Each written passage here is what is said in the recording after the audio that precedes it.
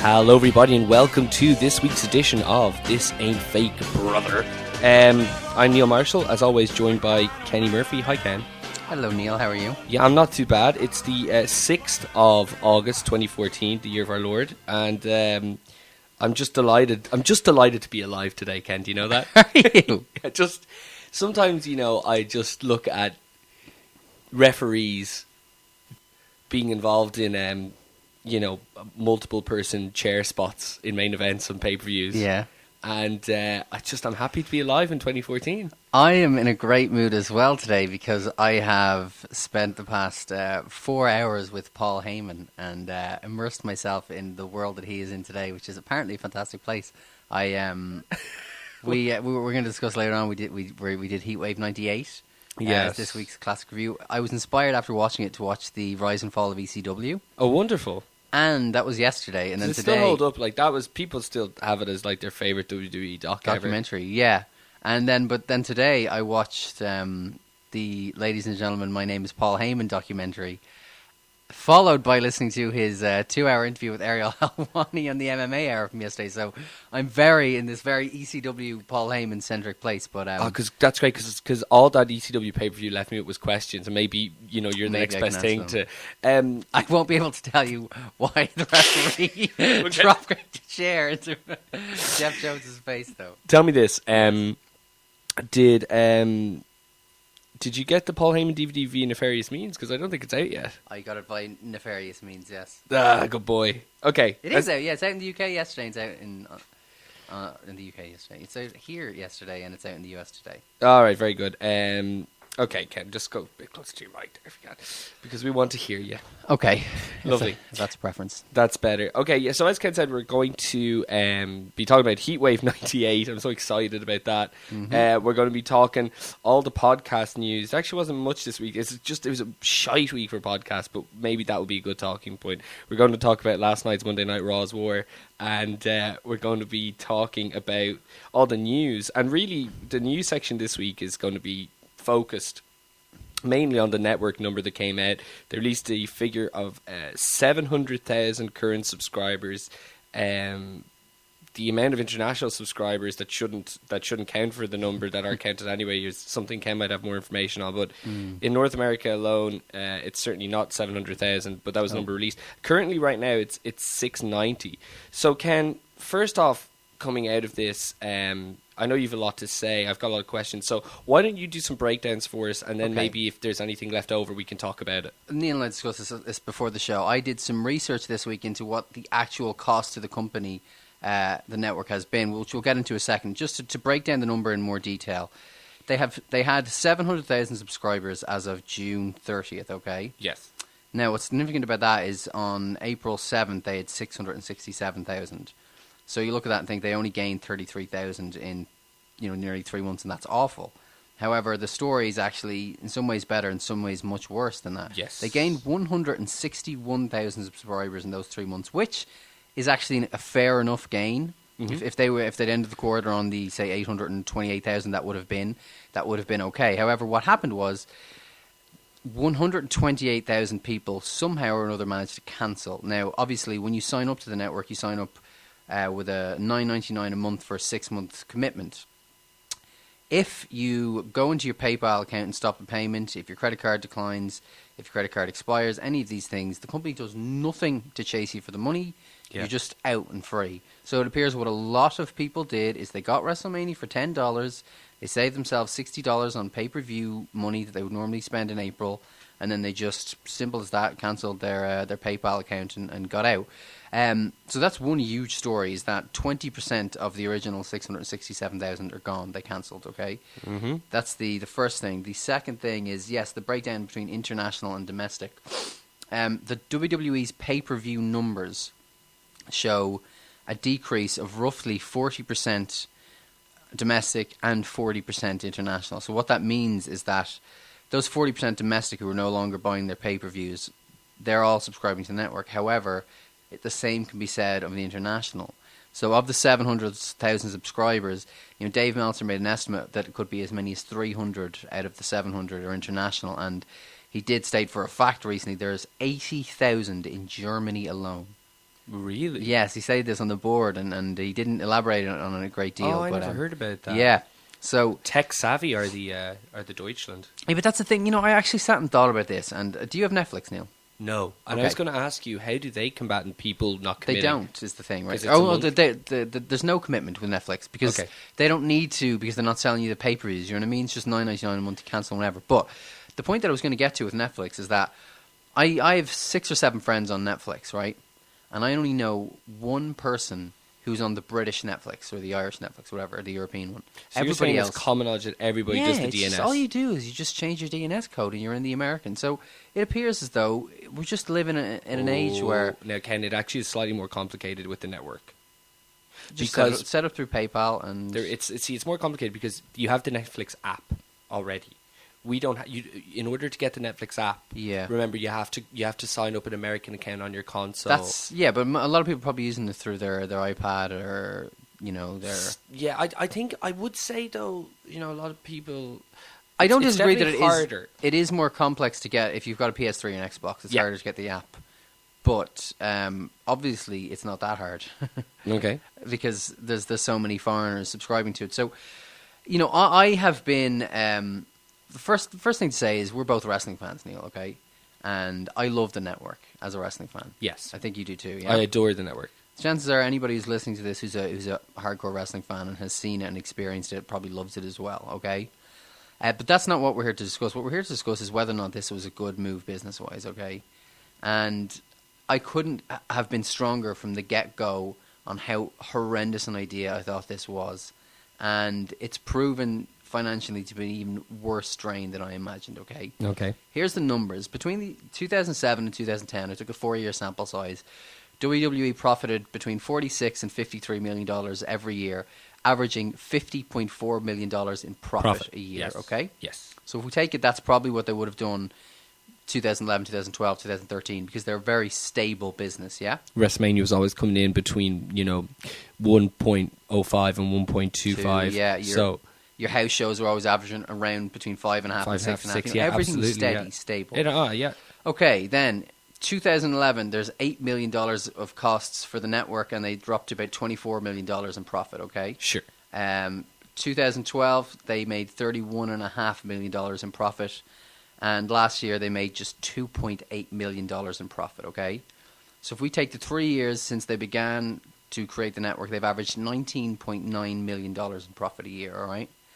So that means the cost of the company over the 3 years is $91.5 million, okay? The cost of the network? The cost of preparations for the network. Since 2012? 2011, 2012, 2013. 2011, let me think. Last quarter. That's when was they started it? prep. Yeah, there's $8 million on the books. Was it before WrestleMania 2012 they ran an ad for it? They said they were going to debut at WrestleMania 2012. They right at the beginning of January 2012, and they apparently the plans had been in motion for about 3 months. They've been hiring people and stuff. Okay? Last quarter 2011 is when they started putting money into it. Yeah, fascinating. Right, so that means already before the network was even launched, before the start of this year, they were $91.5 million in the hole. Okay. Yeah. 2014, they estimate they were going to lose. They estimated between $45 and $60 million. With the cuts that they've made, I'm looking at about $48 million, which is best case scenario that they're going to lose this year. Okay. Okay. So, if they make a $48 million loss and they would have made a $50 million profit, that's another $98 million deficit had they just had business as usual.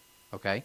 Okay. You follow? Yeah, pretty much. So that is then 98 on top of 91 is about $189.5 million.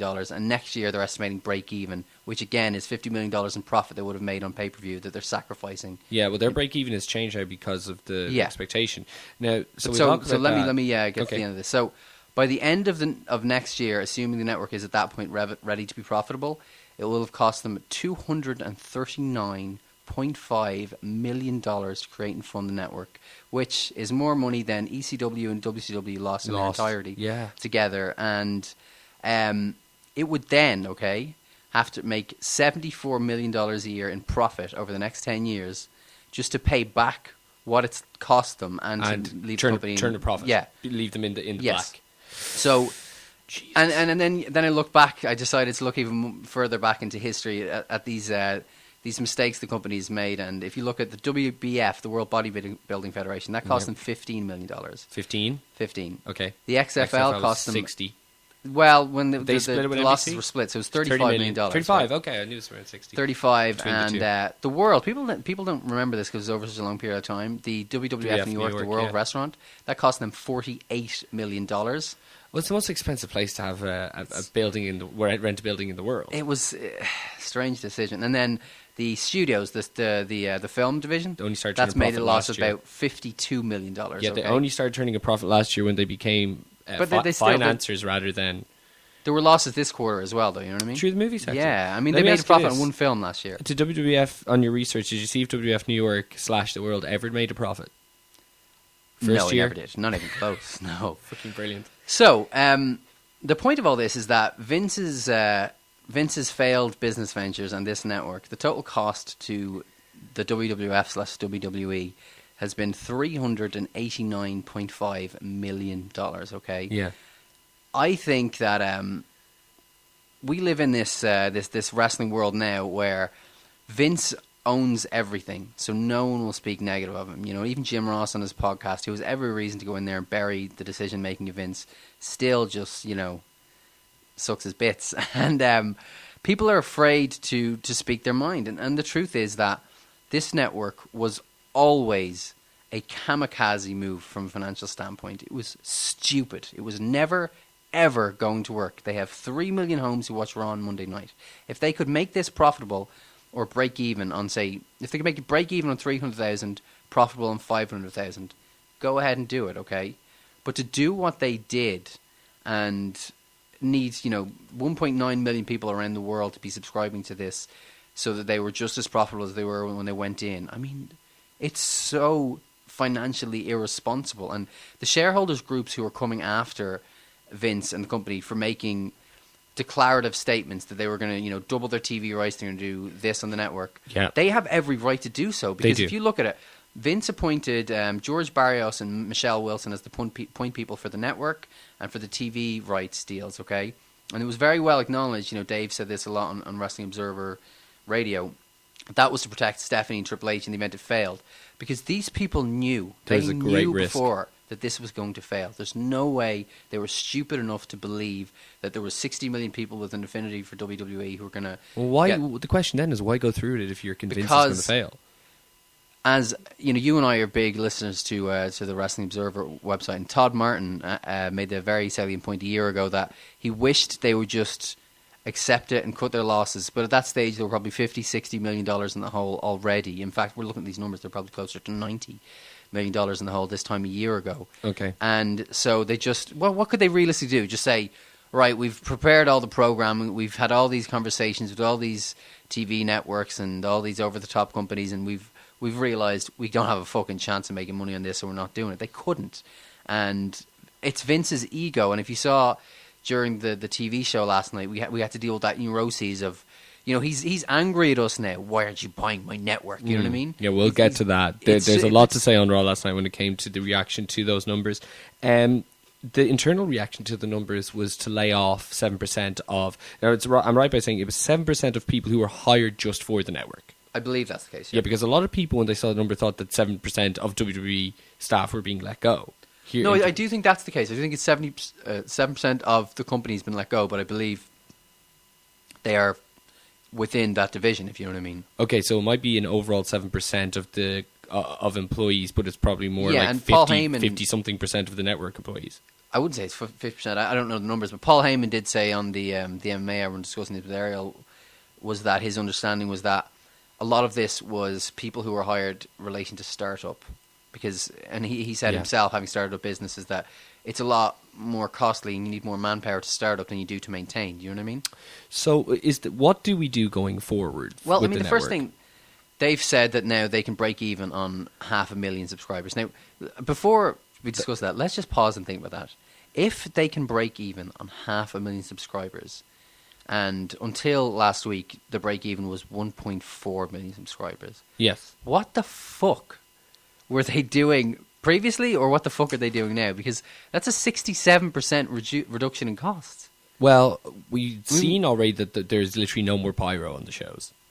We've heard that the crew, the production crew, so basically the people who fly in for Raw and SmackDown or on pay-per-view weekends, they fly in on the Sunday and they're there for the pay-per-view Raw and SmackDown.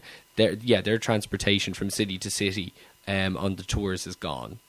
They're clearly cutting back like tremendous amounts here and there. 7% of the original programming. It looks to be. I mean, I think. Yeah, Tough Enough Neill, gone. Legends House 2. You were one of the two people who were looking forward to Legends House Who season else? 2. Roddy Piper to say his series was better. What's that? Who was the second person who was looking forward to it? I just assumed there's at least one other because it was like, remember, it was always like top viewed on the network. Fucking, there must be quite a few people then. I don't know. Well, apparently not, given the amount of people who actually have this network. But I will say this much: I was delighted when I saw the reaction to the numbers, because, well, aside from before Raw, that is, because it appears they now finally are acknowledging, okay, look, this thing doesn't have a fucking breeze of reaching 4 million subscribers regularly, so we're going to cut our cloth. And listen, at the end of the day, they're going to make it so that they become a profitable company again in the next, I'd say, 18 months, 2 years. Yeah, but they're never going to get back to a point where they're going to be able to justify bringing Brock and Rock in for pay-per-views. They can't justify it now. Yeah, but now, well, that's... But they do it, I think, do it, but they're going to... Pay-per-view is being put into a stage now where they can't go back, so it will be a long time before they can raise the price. They need to have a real solid, consistent... Like, it'll have to be 2 years of always in and around the 1.1 million worldwide mark before they can bring it up a couple of shillings. No, I disagree. I think for WrestleMania next year, you go with... Yeah, I would, and this is going to sound ballsy, I'd just go with $12.99. I'd push it right up, which they definitely are not, because there was another conference call today where they stated, and listen to this shocked me, the worldwide price is $10. So if you're in Europe, and that means €7.50, that's €7.50. If you're in England, are you sure that means about this? Because Wendy, me and you obviously have we have the network through the DNS code, like we were speaking of earlier, and people were asking me, well, when it rolls out over here, we got the date, it's October 16th or something. October 1st. When it rolls out over here, you know, are you going to, like, am I going to switch over to the Irish or UK/Irish one? And I was always going to say no, because there was no way it was going to be like, you know. I know. Yeah, no, that's what they said on the conference. But then I will today. switch over, because then I don't have to pay for a DNS Paul said code it, anymore. Hunter to others. Hunter. Triple H said that himself. Tell me this, though. We haven't got a guarantee, considering that the B-Sky B deal went into effect this January. We haven't got any information that I'm just going to say the UK deal, but for everybody out there who knows, because Sky is WWE's partner for the UK and Ireland, the UK network basically means us as well. So, is there going to be... As West Brits, we consider ourselves UK. Oh, come on, can't keep it down. No, but as... You're going to ask me, is it going to be on TV here? I'm going to say, have we gotten any clarification on the pay-per-views? First of all, I think people misread the situation. I think Dave said something small in the Observer recently. There were some people who, when they heard that all the US pay-per-views were now going to be UK pay-per-views as opposed to 8 being on pay-per-view, 4 being on Sky, some people over here read that as, so they're not going to be on the network. But it's the exact opposite. They want to mirror the US model, where you can buy them on pay-per-view, but only in pay-per-view. You can't see them on free TV. Or else, what's the point in putting them on the network? You know Very what I mean? good. The other thing is, there's a lot of people who have... Are Sky not upset about how much they'll be undercut, though? No, because they gave WWE triple the money on their previous deal because of the BT Sport bidding for them. So WWE held all the cards in that negotiation.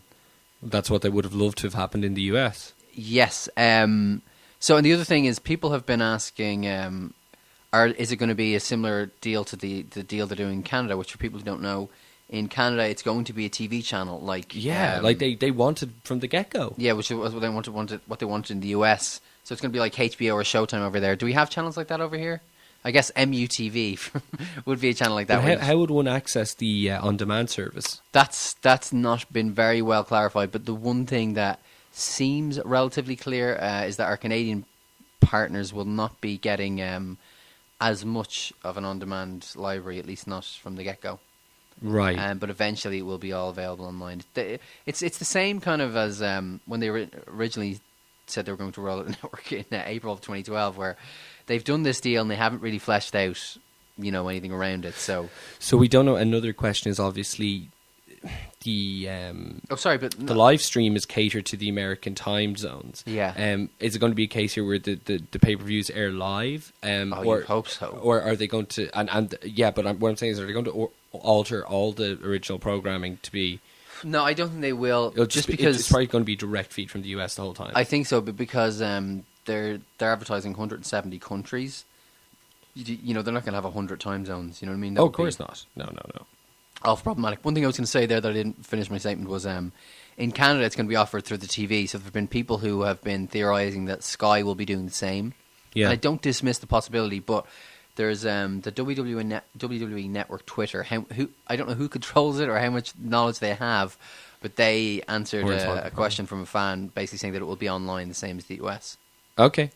Fascinating. So yeah, we have the release date for Australia, Mexico, blah blah blah. That's coming up a week from now. In a week from now, and then the UK Ireland rollout is October 1st.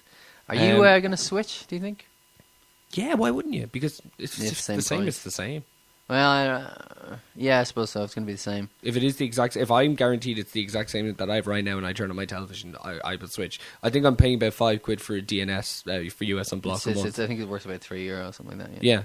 It works out. It works out exactly €10 a month for between DNS and yeah. So you're saving a couple of quid. Like you look at it over a year, it's as the honky tonk man would say, a McDonald's dinner. Yeah. Now, moving. Just one thing you said about Jim Ross. I actually don't think he gives a shit about what he says about WWE. To be honest, I actually think that's his personality. I think that he just feels he's being the bigger guy. I don't think he's trying to get back in with them. Because when he was seen in the Hall of Fame, he was seen at the Hall of Fame this year in the front row with Austin and Hogan, and he was asked to be part of WrestleMania. He declined.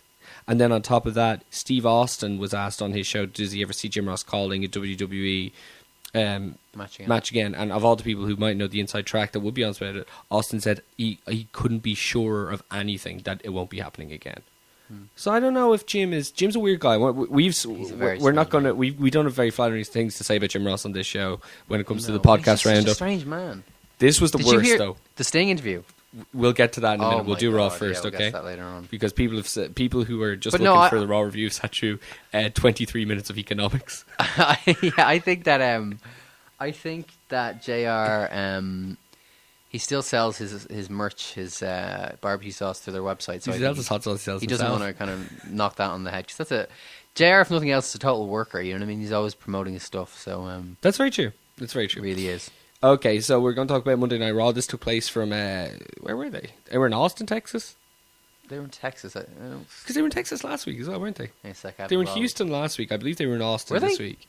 Yeah, they were in. Yeah, because you remember I said my very first post WrestleMania Raw was in Houston. Yeah, so they were in that building last week, and they were still in Texas this week. Cause actually, it was in Austin, Texas. Yeah, there you go. Just before we hit into Raw, did you see AJ Styles and Minoru Suzuki? I've seen nothing from the G1. Oh, okay. Magic, is it? That's the match of the year. Oh yeah. Oh yeah, absolutely. Blows everything away. People are saying that there was 2 G1 shows back to back over the weekend that were like 2 of the best shows ever. I don't doubt it. I've sat through like one of these New Japan shows. I find it very hard because I'm just not familiar enough with the talent. Is it the commentary that gets you? No, it's purely.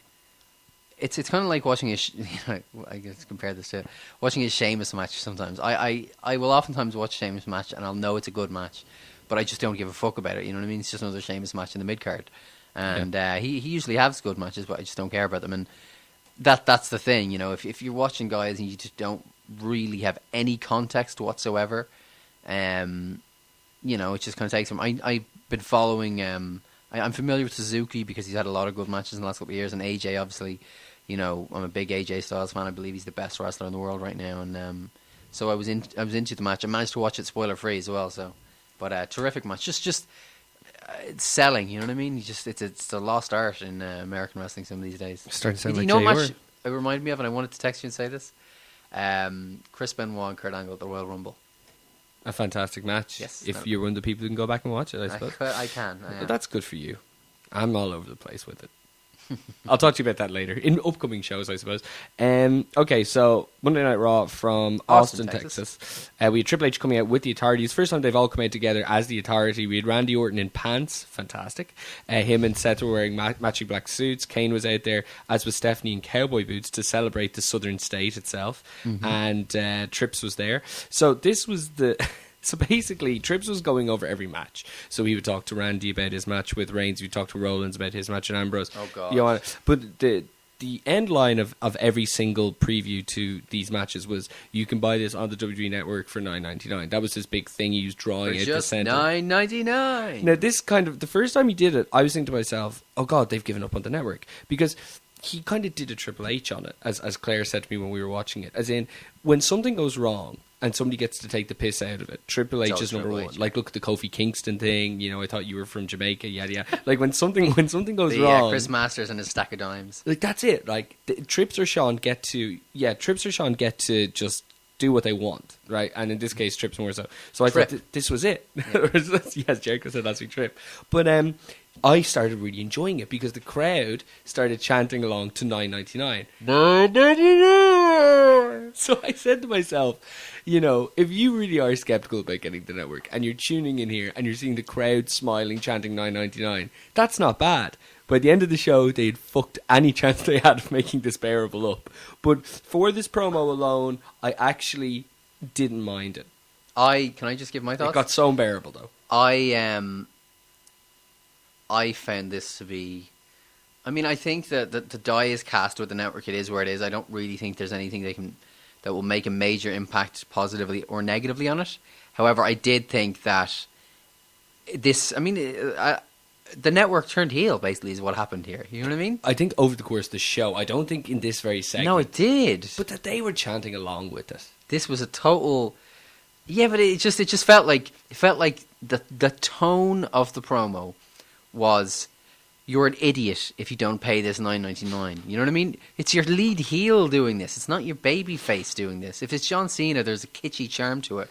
There's no charm to it if it's John Cena. Well, you know what I mean? If it's, I was going to say Roman Reigns. Look, I see your point, and if somebody did come and say, you know, I was thinking about buying the network, but that damn Triple H made me now spend my money, then maybe I'd... No, but genuinely, by the end of the show, I was thinking to myself, I think I'm going to take a little break because I'm back on a little known website that myself and yourself used to get things on the down low.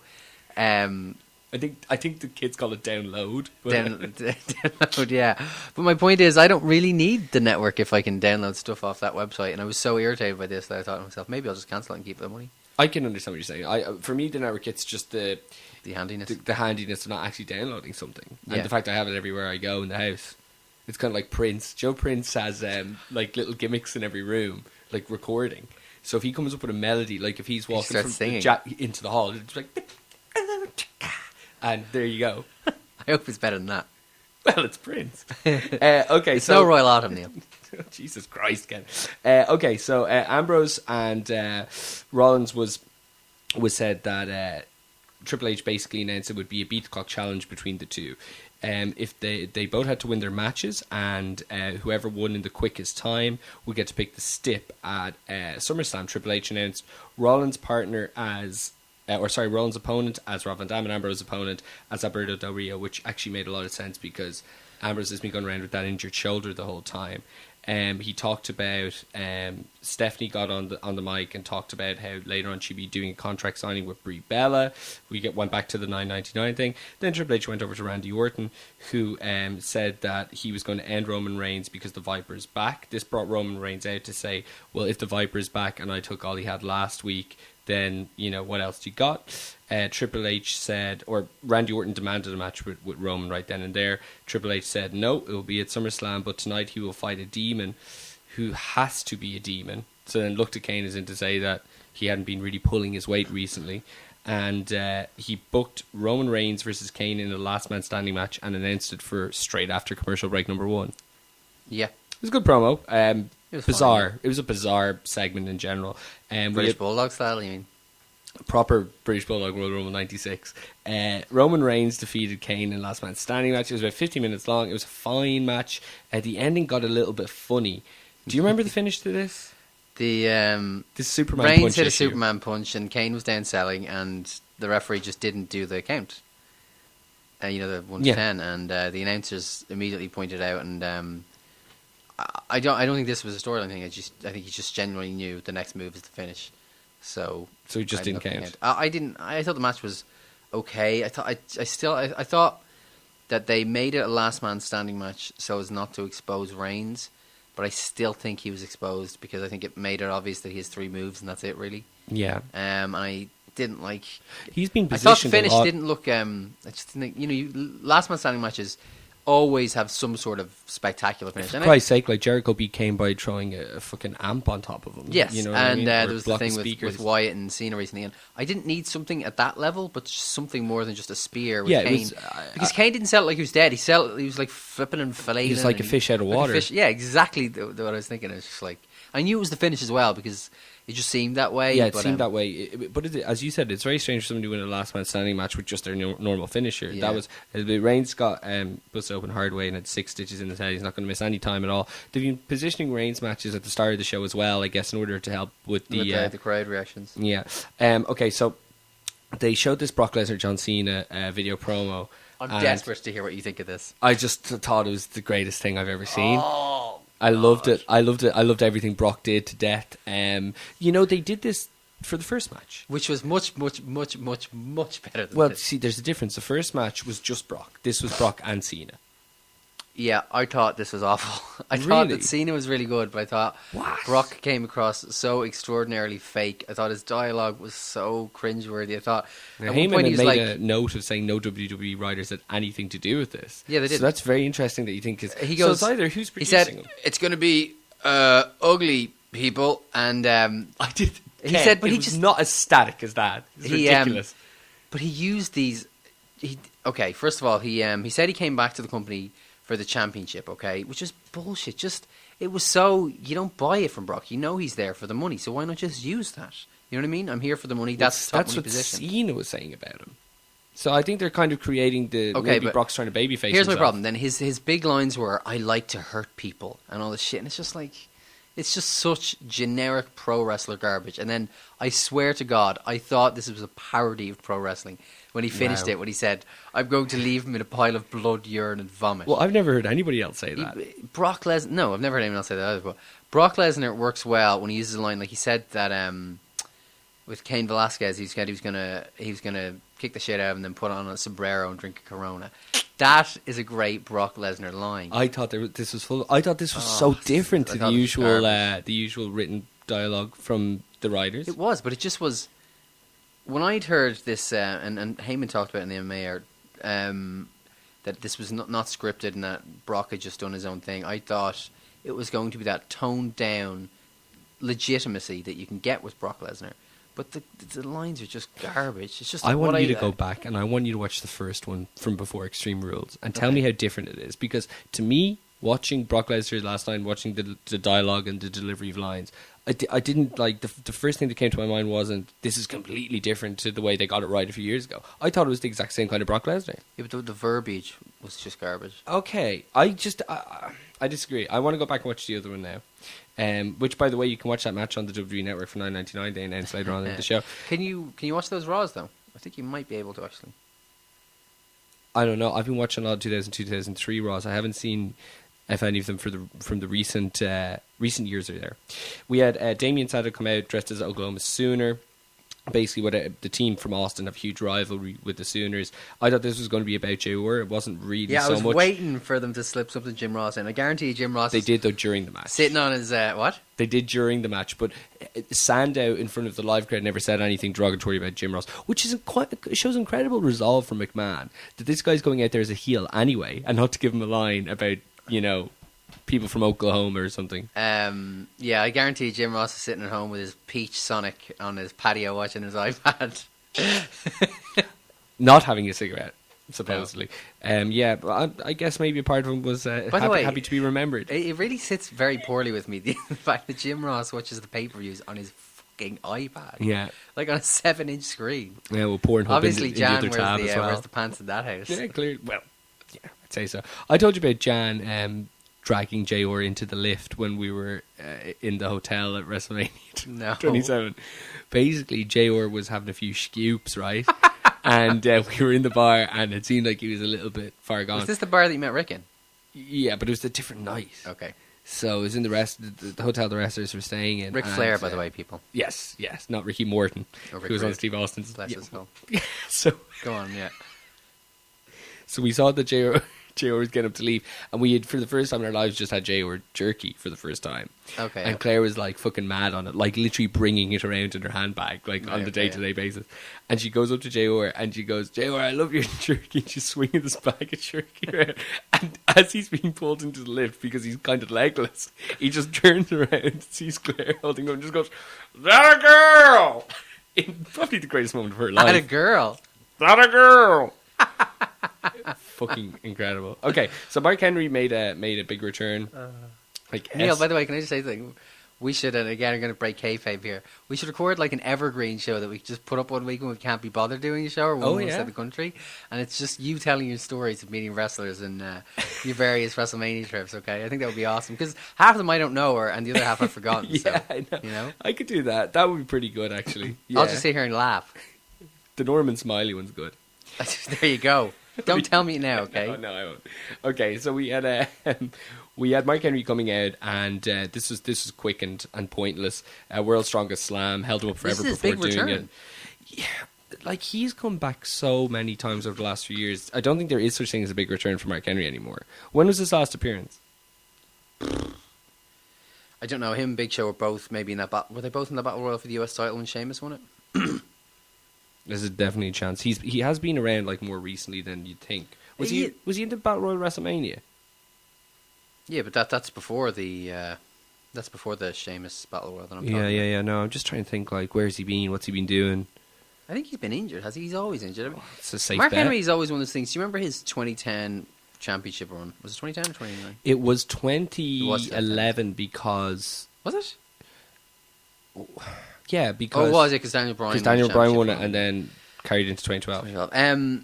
That is one of my favourite championship runs. It was one of those things. It was tucked away in SmackDown, so it was allowed to happen. That doesn't happen anymore because there is no separate brand SmackDown. And it was just a wonderful championship run. He was booked like a champion. He was like Bobby Lashley in TNA at the moment. Yeah, no, that was pretty good. I enjoyed it a bit. Neill says yes. Not ever watching TNA. Did you watch this week's TNA show? No, I didn't. Should I? It was really.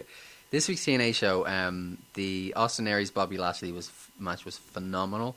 Aries to me is the second best American wrestler in the world at the moment. I've always rated Austin Aries very high.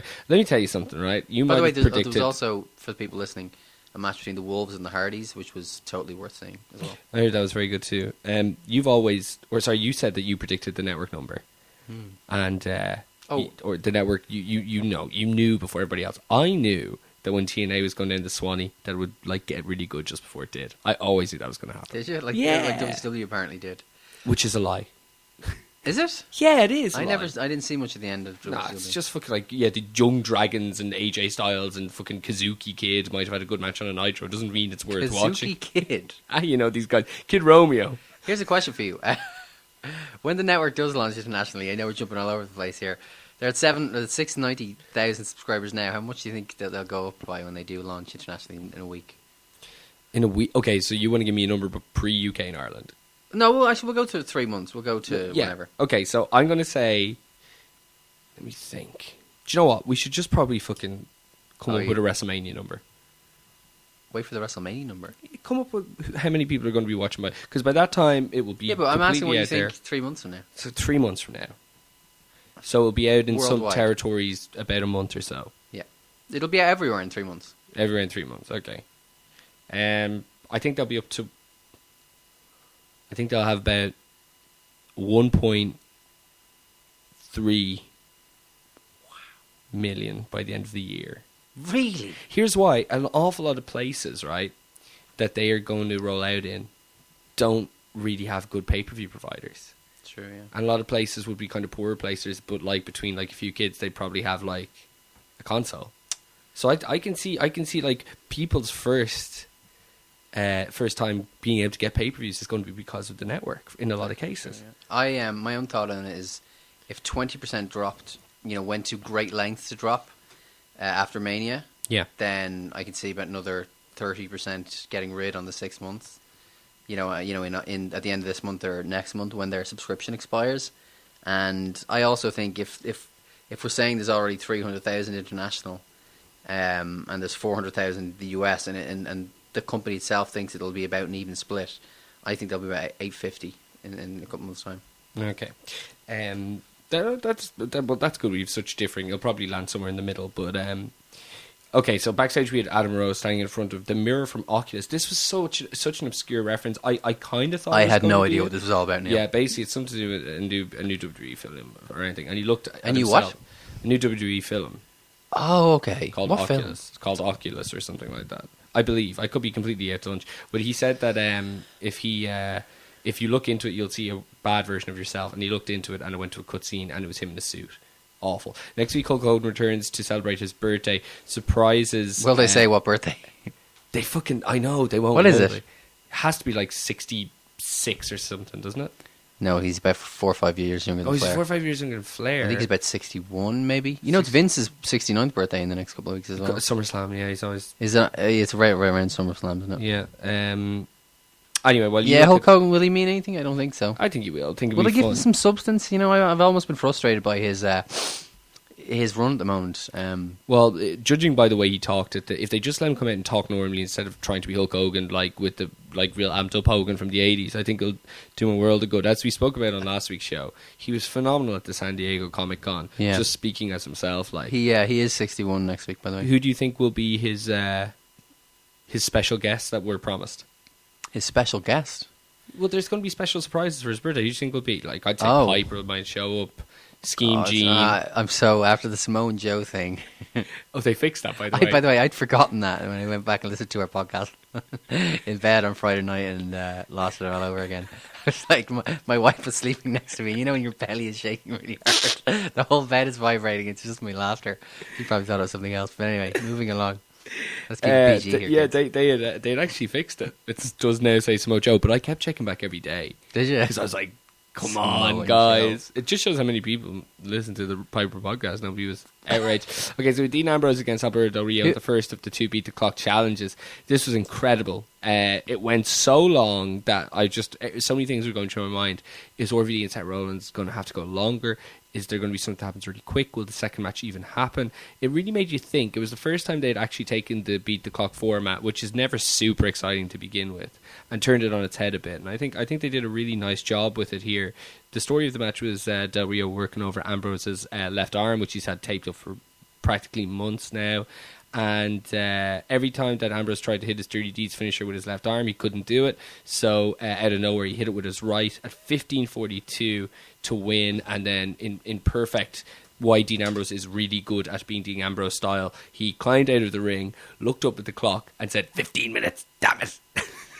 So what did you actually think of this match? Did you think it was any good? Yeah, it was pretty good. That was awful. Awful? It's just so boring. Okay. Found it really That's deep. all right. I don't mind Del Rio in this slot, you see. Like, as long as Del Rio isn't getting promos every week and he just goes out there and he hits people hard, I'm happy with it. See, I think he's like... When we talk about The Miz, I'll tell you what I think. Oh, that's going to be an interesting comparison. Yeah. We had... this was something else as well. This was just... Raw's had some really weird shit over the last few weeks, like... Because I think it's gotten so formulaic over the last few years. Some really weird shit. This was another one. Rusev came out... we got his entrance on the television program, and when we came back from a commercial break, we were informed that he had already beaten Sin Cara on the app. Yeah. They just did an L match on the app. I think he had a finish 2 weeks ago, and now we've got a full match on the app. Do you have the app, Ken? I presume the idea is to get people to download the app, but I mean, who cares about Rusev squashing Sin Cara in 30 seconds, you know? Do you know before the ad break if they had announced that match was taking place? No, they hadn't. That's what I thought. Yeah. So where's the selling point? So rather than saying you can see this on the app, and you could even have JBL saying something like, I don't fancy Sin Cara's chances, but rather than doing that, what they did was they guilted you into buying the app by saying, look what you missed, you downloading. idiot. So it's not, you don't have to pay for the app. Still. You know what I'm saying, though? Like, this is a really weird version of advertising, in my opinion. It's just pointless. Then we had Lana, who was just great, cutting a promo. Can I ask you a question about Lana, just because I hear Brian and Vinny and Craig talk about this all the time. What do you think of Lana looks-wise? Phenomenal. Do you, yeah? Yeah. Don't see it. Well, that's kind of incredible, Ken. You know, it's just... Don't get me wrong, she's very... she's a nice figure on her or whatever, but I just don't think she's an attractive woman. Oh, that's amazing. Personally. Where would you rate her? Like, okay, so where would you compare it to Summer Rae? Let's, for instance, like, Summer Rae has her fans. They're kind of... They're, neither of them getting on the island with me. And that I just can't believe. I'd have them on different worlds apart. Oh, okay, yeah. No, it's just, you know, they're both obviously in phenomenal shape, but I just don't think either of them are attractive women. Okay. So she was talking about comparisons between Putin and Obama, and saying that she doesn't need to degrade Obama anymore because he does that enough himself. Vince was having a right out wank in the back of that line. And then she showed a picture of Obama with a puppy and Putin with a big cat, as they like to do. She then sang happy birthday to Obama in Russian, as it was his birthday. This brought out Zeb and Swagger. Oh, well, we got our wish, Ken. You know, you predicted match, this, yeah. and it is going to be a flag The match. best angle they have right now, and I'm booking it, you know what I mean? Fantastic. What can I say? So Zeb and Swagger came out to the usual promo. Terrible, horrible dialogue. Can we talk about this?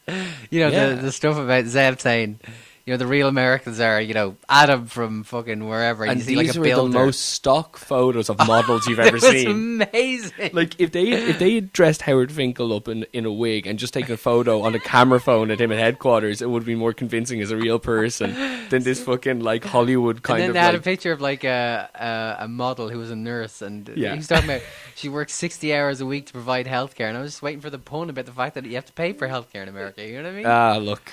But this was just obscene material. And then, of course, they did all, you know, and most of all, the fighting men and women. the pictures which is bad made enough it, though. as it The is. pictures made it. Yeah.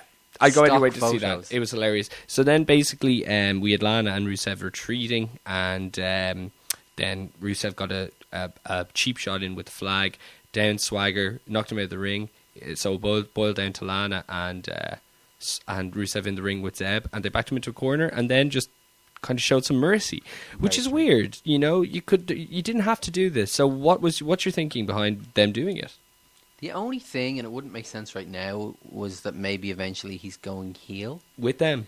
Yeah, but it doesn't make sense. They don't need two mouthpieces. I don't know how it makes sense with his character. Like, you can be very creative and turn people really cleverly, but this is kind of like really hard to believe. This is power hard to believe. But the only reason I was thinking of it was because, as Dave Meltzer has pointed out several times, once this feud ends, both Swagger and Zeb are in trouble, because there's no legs in Swagger as a babyface. You know, if you're playing the all-American character, unless you have an anti-American heel, what do you have? Do you know what I mean? So the problem is, Swagger can always be repackaged to something else, but Zeb has had this one specific character. They're not keen on managers anyway.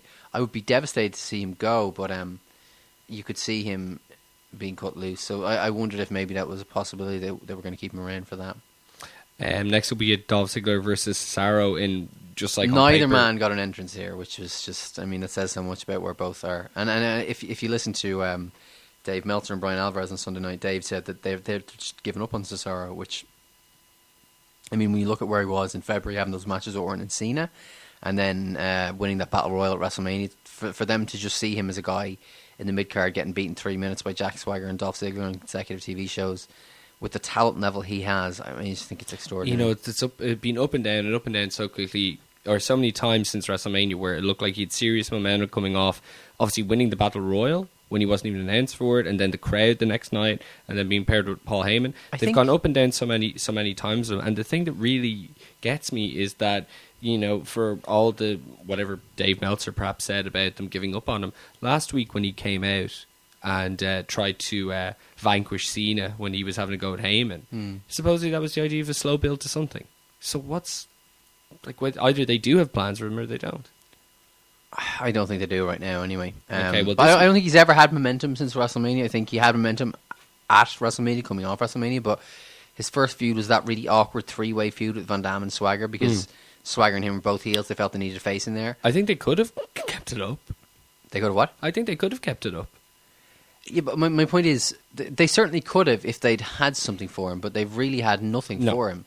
I felt like there was a ready-made spot there for them to keep the Shield going with him taking Rollins' place. Obviously, they had different ideas, but I thought he would have made a good babyface in that spot. This match looks gorgeous on paper, but it was literally just there to be a squash match. Ziggler won. Miz was on commentary to just plug SummerSlam the whole time. Then walked into the ring after the match was finished, held up the title. Dolph went for a super kick. Miz grabbed his face, got to the ground, and Dolph laughed and walked away. I love the Miz. This is exactly how the Miz should always have been used. Okay, if you go back to this time in 2011, 2010, before he got all the way to the main event of WrestleMania 27. Yeah, if you just put the Intercontinental title on him and booked him as strong as he did as WWE champion, which wasn't very strong, but he had enough clean wins, he could be that, high-level mid-card heel. And he's acceptable at that level. But what they've done is they've buried him so badly in the 3 years intervening that he's kind of useless now. But he's, people weren't massively against the Miz push when it was happening because he was delivering the role. He's naturally dislikable. You know what I mean? There really is something that, even when he was a babyface on SmackDown in 2005, it's just very unlikable about him. Yeah. I thought his gimmick here, what he was wearing, I thought his outfit was just it was a good outfit. 5 million stars. And I like the gimmick, and it suits him. It's giving him a fresh coat of paint. I would be perfectly fine with keeping him at kind of a high enough level so that when you have, say, Roman Reigns, who's coming to the main event, they beat Miz and it means something. And that's what I was going to say when I was talking about Del Rio. I think him and Miz are two guys who, if you just protected a little bit in the booking, then they could be, your gatekeepers. No, they would be gatekeepers, and that's I just think Miz is just could never be a main eventer just because of his ring stuff. That's fine. That's fine. I don't want him to be a main eventer. I keep him, okay. Upper mid card. It's an interesting gimmick, and it does suit him. Backstage, we had Paige wishing AJ speedy recovery from the attack on SmackDown. They showed a clip of that attack, and it was absolutely brilliant. Paige is getting more and more comfortable on the mic every week as a heel, and long may it last. They announced AJ's return for main event. Basically, on SmackDown, Paige had pushed her off the stage and then started shouting that when the people were attending to AJ, saying, "That's okay, she's fine, she'll be okay." It was really, really good. Speaking of having nothing to do for somebody, we had Stardust and Goldust make their big return. Oh my God, I have so much to say about this. Stardust and Goldust making their big return to television in a really, really fresh match. After being held off TV for 4 weeks, they come back for a tag team match against Ryback again. The only thing that came out of this was they won quickly, and they've instead of giving the Diamond Dust to Stardust as his finisher, he now has a front Russian leg sweep he's calling Dark Matter. What was the last 4 weeks about? The Cosmic Key, and supposedly they're still searching for the Cosmic Key. They have it. They do have it. No, that's what. Remember last week, the last segment ended with them on a chalkboard writing "They have it" about the Cosmic Key. They figured out who has the Cosmic Key. Yes. So why they were fucking wrestling Ryback again? So you're telling me that Ryback definitely don't have the Cosmic Key? It does not appear so. But I just, I feel like there was a lot of potential. This tag team, when they came off the feud with the Shield, remember the match, the main event of Raw between the Shield and these guys? When they won the tag titles. Yeah, it was incredible. That was like... Well, the match where they got their jobs back was also incredible. Yeah. They had so much momentum, okay? And now they just have no one to work against. And I'm not against the gimmick, per se. I always felt it was kind of strange that one brother was Goldust and the other was just a wrestler, you know what I mean? So I didn't mind if you toned one down or brought the other to Goldust's level. But just do something with them, you know what I mean? I think Slater and Titus O'Neil were teaming. Give them some credibility, or bring the Ascension up, or I don't think they work with the Wyatts, but just give them a feud that means something.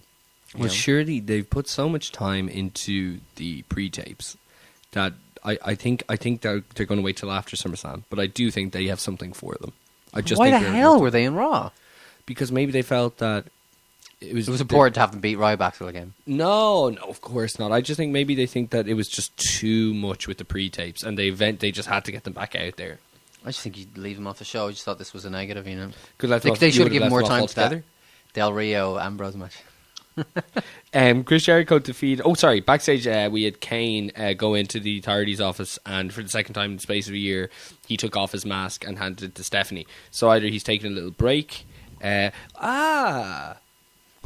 I think Neill's dead. What kind of... I just had a thought. Is he maybe going off to... Thank you. Is he going off to promote maybe See No Evil too? That could well be. That was And the whole he is thing bald in it. when he took the mask off. The whole thing was, he's taking the mask off because he has to promote the movie, and then he ended up putting it back on. I personally think he's much better with it.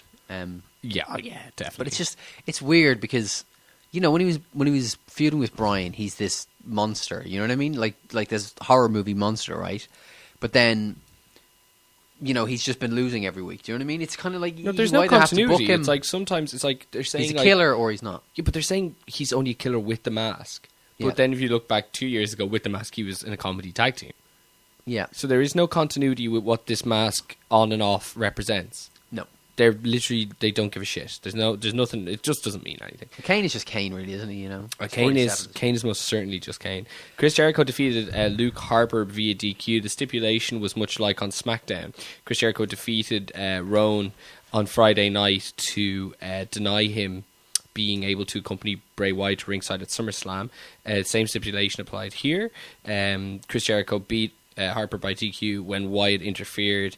Then Wyatt laid Jericho out with Sister Abigail. So it's going to be Chris Jericho versus Bray Wyatt one-on-one at SummerSlam with neither of the Wyatt members accompanying Bray to the ring.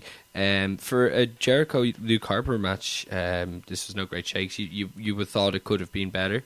And this feud, I really think they've missed the boat on this feud. I think this could have been the perfect... when you've got like a big 4 or 5 match card like a Mania or SummerSlams, and then there's just one match, it's clearly just a mid-card match, but it's built as if it's important. Like it's built as a main event would be normally. Like Sheamus and Daniel Bryan at WrestleMania that they took away from you and me. Yeah, it's just that one on the card, that thing that makes it a good card to a great card because it's not just about the main matches. You got Jericho's ability on the mic, you got Bray Wyatt's ability on the mic, and I know, I would think more highly of him than you would, but the fact is that he's an interesting character, and if you took kind of the effort they gave to him when he was feuding with Cena, and maybe had somebody as creative as Jericho is, have his 2 cents with where the character could go, but it's just nothing happening with this feud. I think there's a number of problems. Number one is I feel like they did irreparable harm to Jericho in his last run, and I really feel he's established at the mid-card level a lot. Like, do you remember when Mick Foley came back from a match in 2005 with Carlito on pay-per-view? The Taboo Tuesday. Yeah, and I felt like that was the end of Foley's special. Yeah, you watered it down. That's very true. Yeah, that's very, very true. But anyway, so the point is, I feel like the first thing is Jericho's too watered down. Okay, the second thing is Jericho shows up, they attack him. We've never really been given any reason for the feud.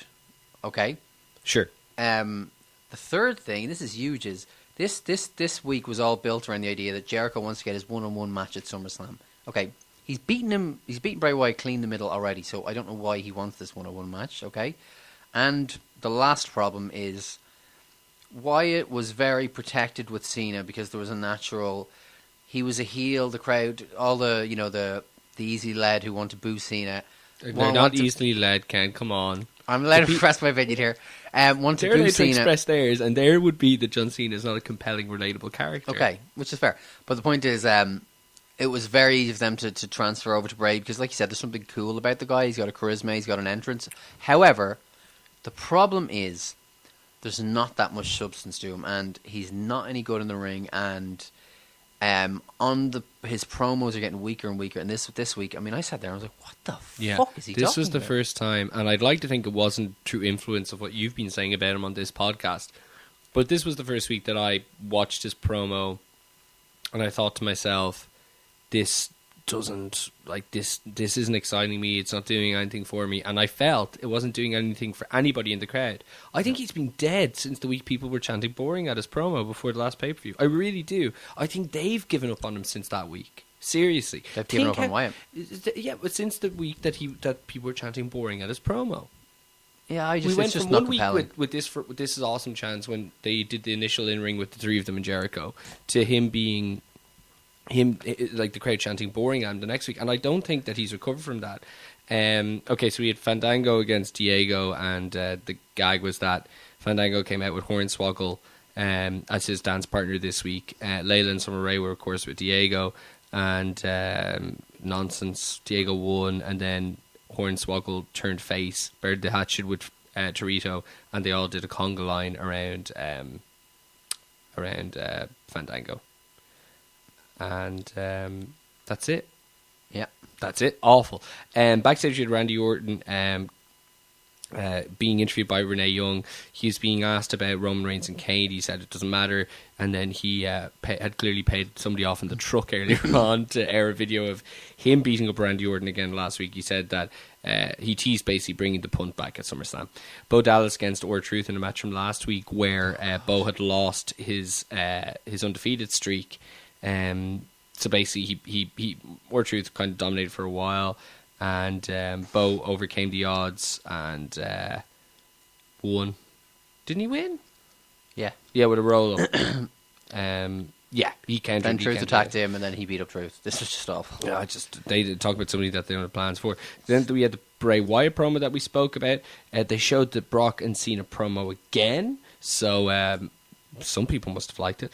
We had Heath Slater versus... Most people did. I just didn't like it. I just thought it was stupid. Seth Rollins came out and it was announced then that... Oh, this was hilarious. RVD's been off for weeks with like some sort of illness. Yes, comes back. Flown into TV, announced for a match at the start of the show in the opening segment, gets his full entrance. Then they go to an ad break. So he's in the ring doing whatever for an ad break. And then they come back and he's just gone. Dismissed. Yeah. Goodbye, RVD. It was announced that it was actually going to be Heath Slater. So before the match actually started...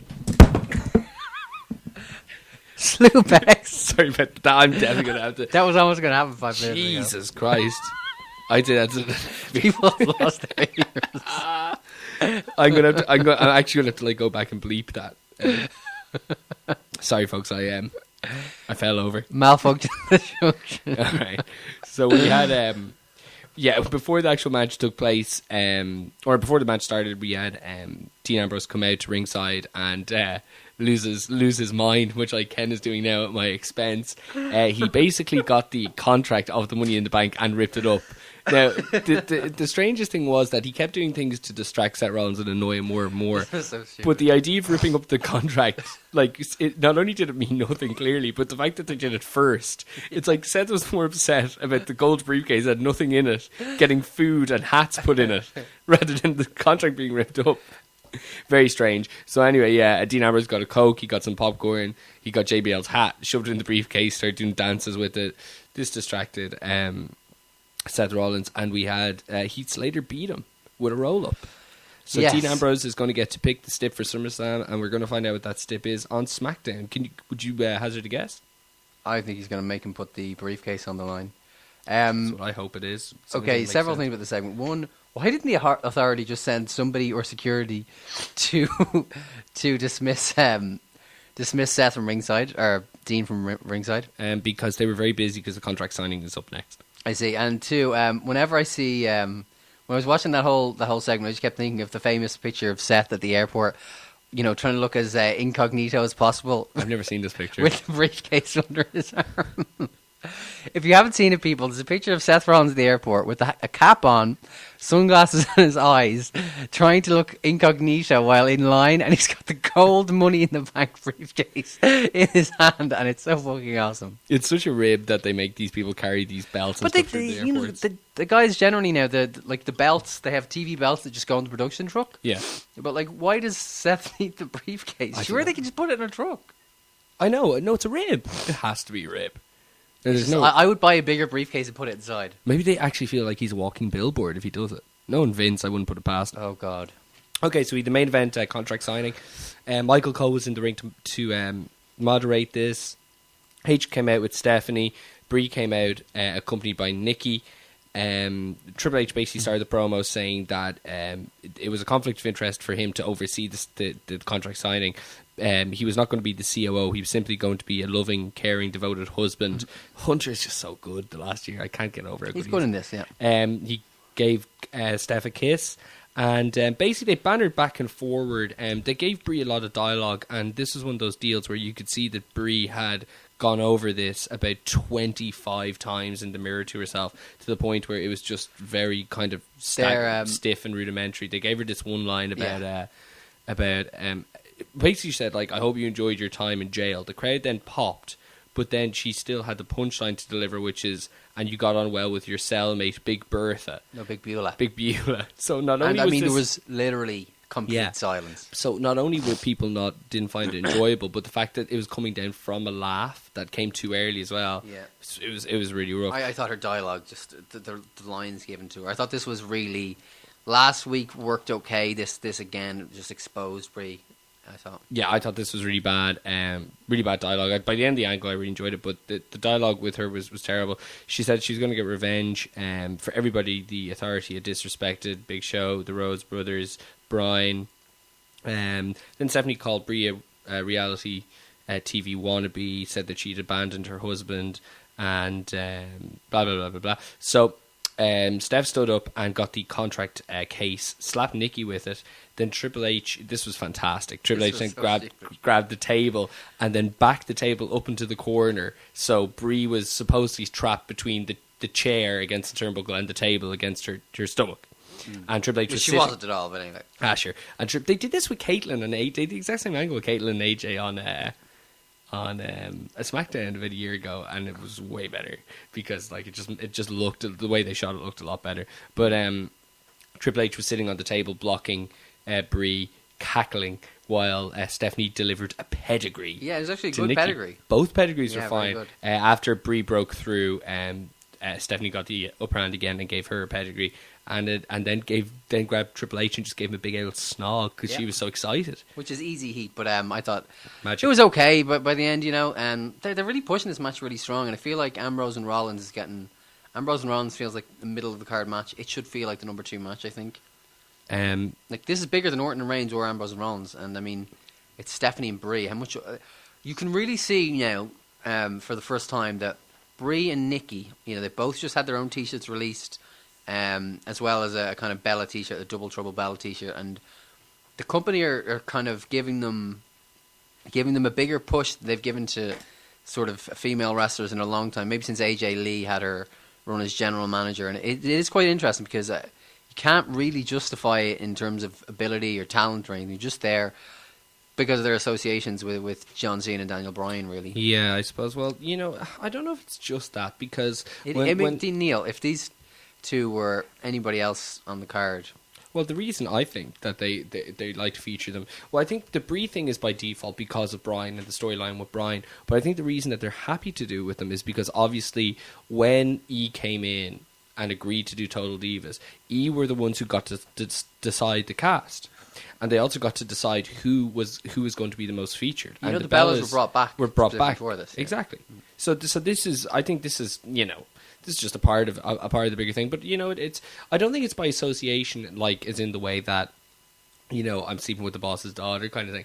I think it's by association in the sense that like it was a happy accident. Bryan got really hot, Trips and Steph, Bryan and his wife, who happens to be in the company. It kind of made natural sense. Like, do you remember there was the rumor was the event before Bryan got injured? Supposedly he was going to go from the Kane feud. Because the Day feud got nixed, they were going to go into a mixed tag then with Brie and Bryan against Steph and Hunter, supposedly. So this has always kind of been on the cards to some extent. Yeah. But Nikki as well. Just, you don't see them. You don't see a. But Nikki has never. Put it this way: you're not seeing an Alicia Fox T-shirt being released. The only reason I think Nikki's being featured, I don't think it's anything to do with Cena. I think it's because how do we get heat on Stephanie against Brie if Brie's supposedly fired? Yeah. Because I think John Cena, and I said this weeks ago, I think John Cena will do everything in his power to not have association with Nikki Bella on television. Okay, we'll be doing. We're going to do the podcast roundup now. We kind of alluded to this earlier. The first thing we're going to talk about, I guess, has to be Sting. He was on Jim Ross's podcast. Ross, was he? I thought it was a solo show this week. That's the thing. Like Jim Ross obviously knows like how big Sting is at the moment and how much hype there is around him, and he's been plugging the shite out of this show. They really obviously recorded a few weeks ago. It was a month or so ago. This was just like the Jim Ross power porn hour. It was just him talking about his philosophy. It was like the start of every Jim Ross podcast where he talks about his philosophy, except you had poor old Steve Borden there. And he was telling stories about Bill Watts, and Sting kept just going, yeah, and it was like Sting got he got so little. I mean, it was like 75-25. Could have been anybody else there. Yeah, and we got so little insight into Sting. JR had to be drunk. Like, so? there's no I don't think JR is drives like at a the point studio where, back, doesn't he? I suppose I don't think there's like any logic to say that Jer's not in a point of his career where he doesn't get nervous. Like, we know he's a bit weird when he's interviewing women, but I don't think it was Sting or the idea of having Sting on when there's such a buzz about him that would have made JR nervous. I just think he likes to pontificate. He does. I mean, it's not uncommon for his shows to be 50% him, 50% the guest, but here it just, he'd be asking a question and he'd already be espousing his opinion as he trailed off, and then it was. I mean, I was in the gym listening to the show, and I just was like, I was enraged, you know what I mean, on the treadmill, started giving it socks because I just was so furious, and I was sitting there thinking, I'm going to tweet this motherfucker, because I was so looking forward to What would you have said to him? I genuinely thought, I didn't form it in my head, I thought I was going to tweet and just include him without being to him, if you know what I mean, say something like, man, that at JR's barbecue podcast this week was awful. He's got to learn to let his guests speak or something like that. And I swear I was thinking of doing something similar. Were you? Well, yeah, but when you said just imagine him getting so ornery and just like... Right, for those of you who didn't enjoy my podcast, we're saying, well, I don't want to tell you. Like, asshole. I don't know, like, it's... There's some guy in his basement who wants to tell me how to run my podcast. I've done an interview before. It was... It was just dreadful. I'm really looking forward to part 2 because... I'm not, because it's the same taping, so... But it's what I'm saying. I think we should mount a campaign if the second part's as bad as the first. Okay. All right. Steve Austin had some lad from Sierra Nevada. Oh, fuck that. Pale ale. Indian pale ale. Like that. He had Ricky Morton on today. Did you listen to that? Not yet. Oh, man, you'd love this.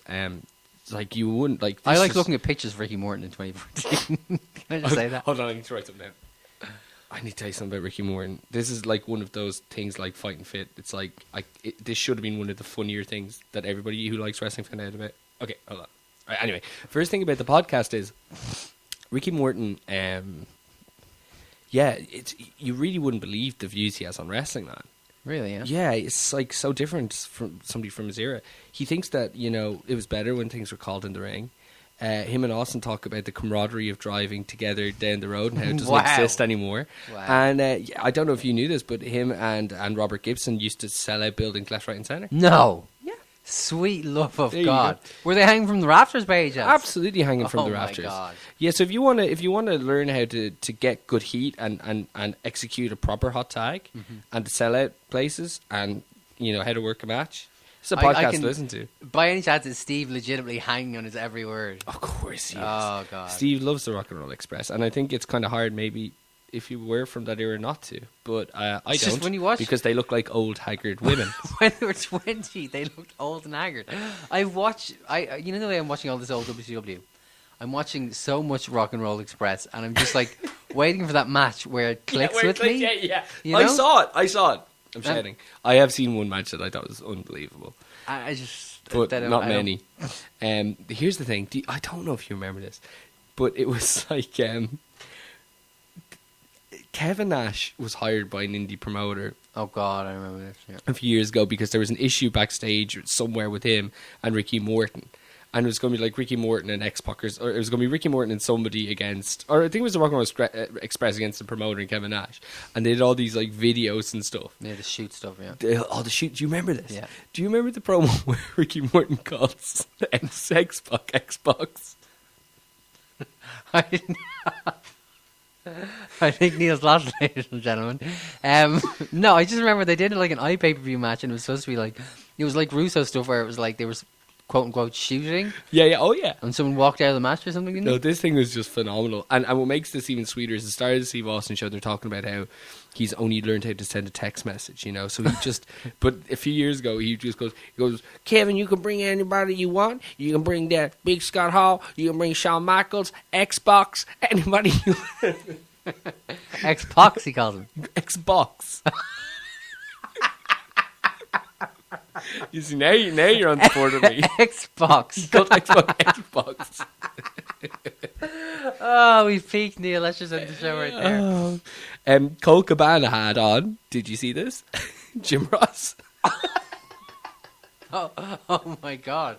Did Jim Ross give his take on Ring of Honor by any chance?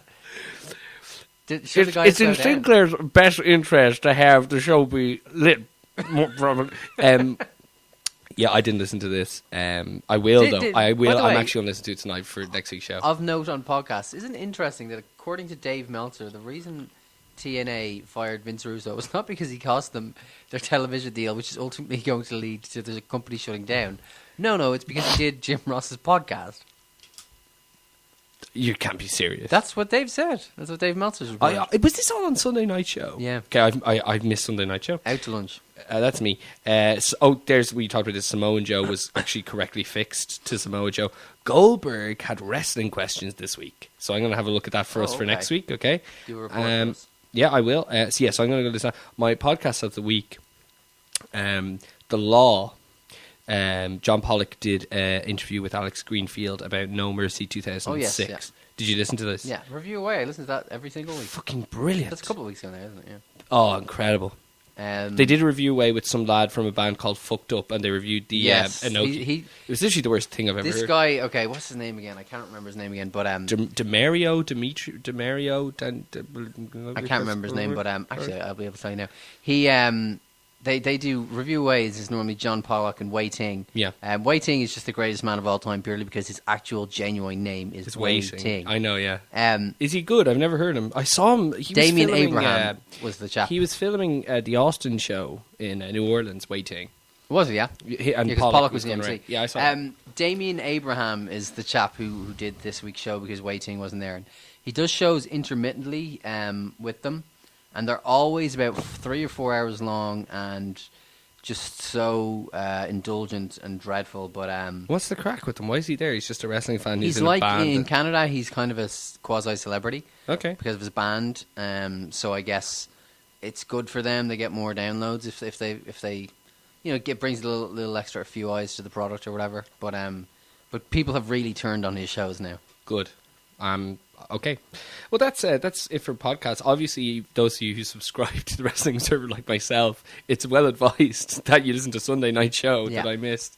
All right, so Vinny's actually on holidays in Ireland. And McMahon? No, Vinny Russo? from the Wrestling Observer. Yeah. And Claire, because she used to do walkabout tours when she did TAFL, has sent him some little tips. Because when I was talking to him in... I have a bone to I was talking to him at WrestleMania, and he was very... so you talked to him? Yeah, he was a very nice man. He wanted to know if we had any tips for him. Ireland. The Brian and Vinny and Craig shows. Oh, fuck. You don't like Craig. He's like the kind. He's literally my like. I understand that he's got a very quick wit sometimes, and sometimes he does say things that are funny. But his actual, what I know of his personality, the kind of person he is, and his morals and stuff, he's my least favorite kind of person in the world. Because of his morals and his God stuff. Yeah, but he's still so misogynist. But then he doesn't curse because he's a born again Christian. But yeah, he's like completely disregarding of most people's feelings about anything else. You're reading a lot into what he says on a podcast. No, seriously though. Like I've met Craig and he's just a super duper dude. Yeah, no, see that's the thing. It's I just don't know if you appreciate his dryness. I do. Humor. I really like dry humor. But then how do you not find him funny? I never said no. As I said at the start, there's some things he says I enjoy his wit at times, but his actual I don't think as a person. I think like he's an asshole. Really? Yeah, I just think such a nice guy. His philosophy is an asshole. Like he's got a very bad philosophy on life. But Vinny's the most negative human being on earth. And here's the funny thing: hilarious. You hated Vinny when I last spoke to you about the Brian Vinny shows. Do you know when that was then? 2011. Must have been a long time ago. Yeah, because I warmed to Vinny after about a month. Well, hopefully you warmed to Craig because I think he's... I'm not going to warm to Craig because with Vinny, it was podcast etiquette that I found very different because I was paying for this service and I was listening to all these podcasts and then I just felt Vinny was along for the ride. I was like, oh, this is the guy who owns the website's mate. He's he doesn't give a shite. But no. He hates the shows, Vinny. Yeah, but it's different. I think he's very... No, I think he's a really likable guy. I see there's a lot of things I could relate to him on. I'm very similar, just non-wrestling opinion. We'd be into a lot of the same things. Let's talk about this for Heatwave 98. Have you seen Guardians of the Galaxy yet? Yes, I have. Have you? Yes. What do you think? I think it's one of my favourite films of all time. It's fantastic, isn't it? It's the best Marvel film I've ever seen. I've seen them all. I am Groot, you know what I mean? Groot like that. Oh, well, sorry, spoiler alert. The scene with Groot and the thing coming down. I was like, how am I so emotionally invested in this if this has been a comedy? I was like, Really? Oh, man. I wasn't that emotionally invested, but I found it. It took a while, and it was one of those films where I've often watched. I watch a lot of films. Okay, I don't watch any television. All I watch is films and sports. Okay, Yeah, and wrestling, and a lot of times you watch a film that it's kind of 7, 8 out of 10 as it's going, and then the climax just kind of lets you down. Right. This was the opposite, where I thought it was okay. I thought the start it took a while to get interesting. Okay. Because I'm not into the kind of sci-fi thing. Okay. Then it got good, and it was like a 6 or 7 out of 10 film. And the last 15, 20 minutes really brought it home, and made it a really good film. A film that I was like really enjoyed it. The scene in the credits, spoiler again with Batista and the baby Groot. Yeah. I mean, it's just 5 stars. You know what I mean? I thought Batista was phenomenal. His dialogue was amazing. But he is like, if you want to talk about delivering lines in a dry manner, yeah, that's the best I've ever seen. Like, I couldn't believe how entertaining it was. Like, from the part where they were all standing around and trying to like basically form the unit of the Guardians of the Galaxy. And he says, and he was like, no, that was established 3 seconds ago. And he goes, what? No, sorry, because we already established that was the mistake. And he goes, when? He was about 3 seconds ago. And Batista goes, I'm sorry, I wasn't listening. I was thinking of something else. It's just like incredible. Or the bit where they go through the spacecraft at the end, they fly into it, and they're flying into it, and it's like this big action scene. Out of nowhere, Batista's character just starts cackling. It's fucking.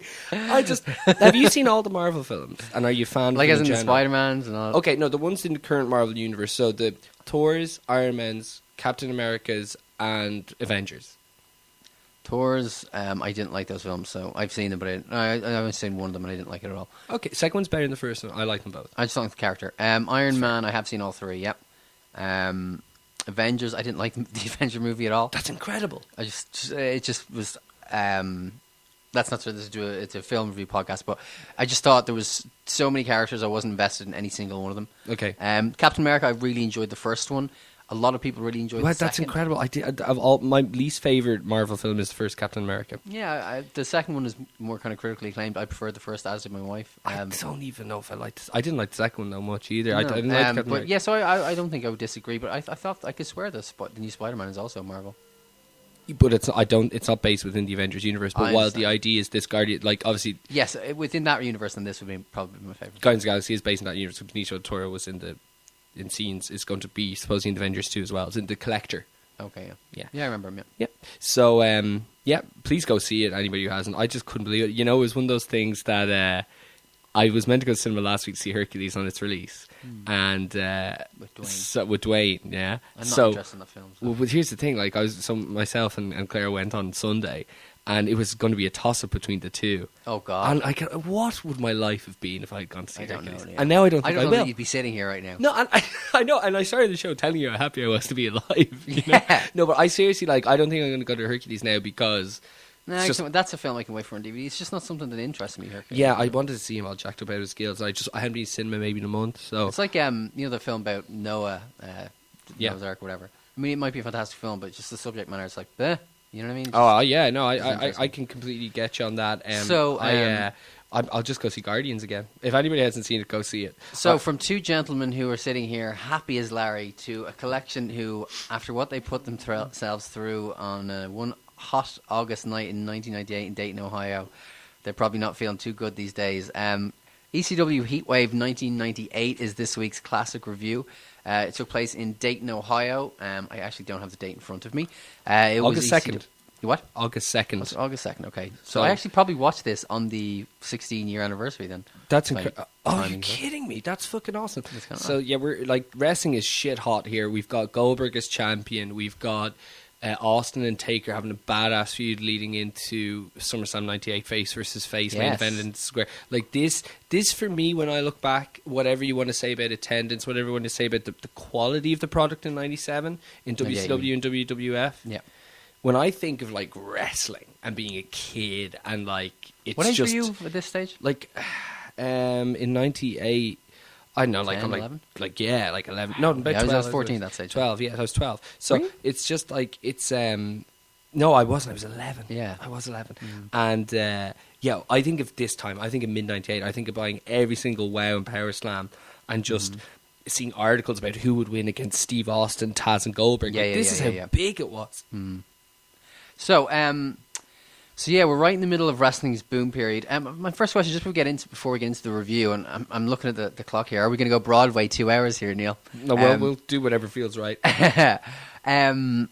What was your first exposure to ECW? Did you see anything before the company died? Oh, Jesus, Ken, come on. What? How did we meet? Oh, yeah, tapes. Yeah. But was that before? I can't remember if that was before ECW died or not. Oh, yeah, no, well, see, there was also shops in town that sold ECW VHSs. Okay, so do you remember what your first ECW show was? Yeah, it was a compilation tape, and it had some 96 stuff on it. It had Jericho and Sabu, the fan cam. Oh, yeah, good match. It had the Jericho, a lot of 96 stuff, because the Jericho TV title match as well. Okay. The first actual ECW show I saw in a full pay-per-view was probably something from 98 in late 99, probably. Okay. But I was keeping up with it just through magazines and stuff. So this, believe it or not, was the very first ECW show that I ever saw. I bought 3 tapes off my good friend Leonard Ryan. Yes. Who sold me this, Barely Legal, and one other pay-per-view. But this is the first one I chose to watch. And it was so funny watching this show because, I've probably watched the show since then. That was my question. When was the last time you would have seen this? Because I saw bits of it. I have this on DVD. Okay, so do I. Okay. I watched bits of it, I think, earlier this year when I got the network, just to see what the quality of the network was like with ECW. But there's a difference between watching something. When you watch something, this is one of the beauties of doing this podcast is you really, really pay attention. You know what I mean? I mean, you look at my screen here, look at these notes. That's only half of them. That's pretty intense. So I'm paying a lot of attention to this, and that really you soak it up. You know what I mean? So to experience this again 16 years later was quite something. This at the time Sorry, maybe you were going to say this, Ken. This goes down as like top 3 ECW pay-per-views. Yeah, I think this Barely Legal and I think one of the Hardcore Heavens would be pretty much received as the best ECW pay-per-views. Yeah, I think so. So it was really interesting. At the time, this was honestly because I saw this in 1999, okay? And I'd never seen the level of violence. I'd never seen wrestling with the F word really spouted and with so much juice, with just...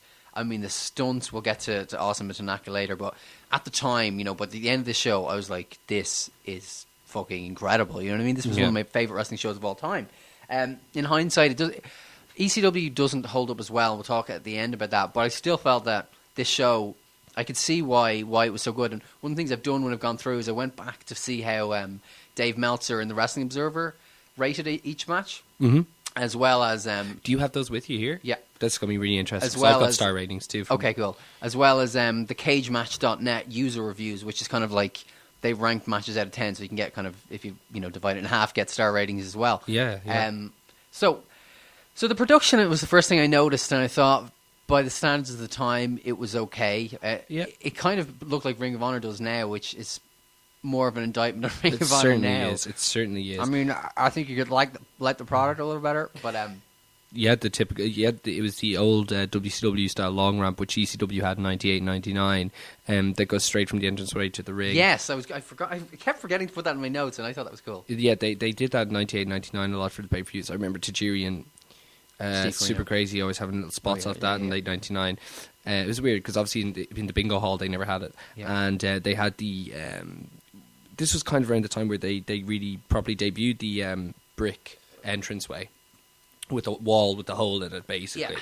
So it was, it was around the time where ECW was kind of looking as good as it ever looked. Yeah, the WWF didn't have these gigantic Titan, No, they didn't. And well, they had the Big Tron. They'd just gone the Big Tron in, actually. Had curtains underneath it, only ECW and TNN would have looked a little bit better than this. This was kind of what you'd expect when you watch ECW. The first thing I noticed was, and you noticed this all night, we'll discuss it, was Shane Douglas comes out, and he used to come out to... Perfect Strangers. Deep Purple, is it? Perfect Strangers by Deep Purple. Okay, I can't remember that. Incredible. What? My favourite Deep Purple song. And it's a great song as well. Awesome song. Watching this, and they changed the music. What's the first line on my notes? Music already killing it for me. There you go. Okay, so, it was really... I knew they were going to have to do this, but...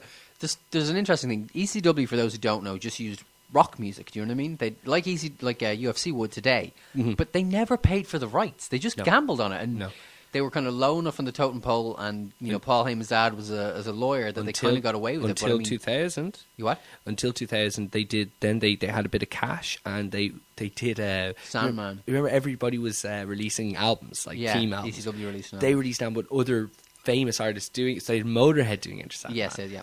Stuff like that. Which, by the way, I'd never heard.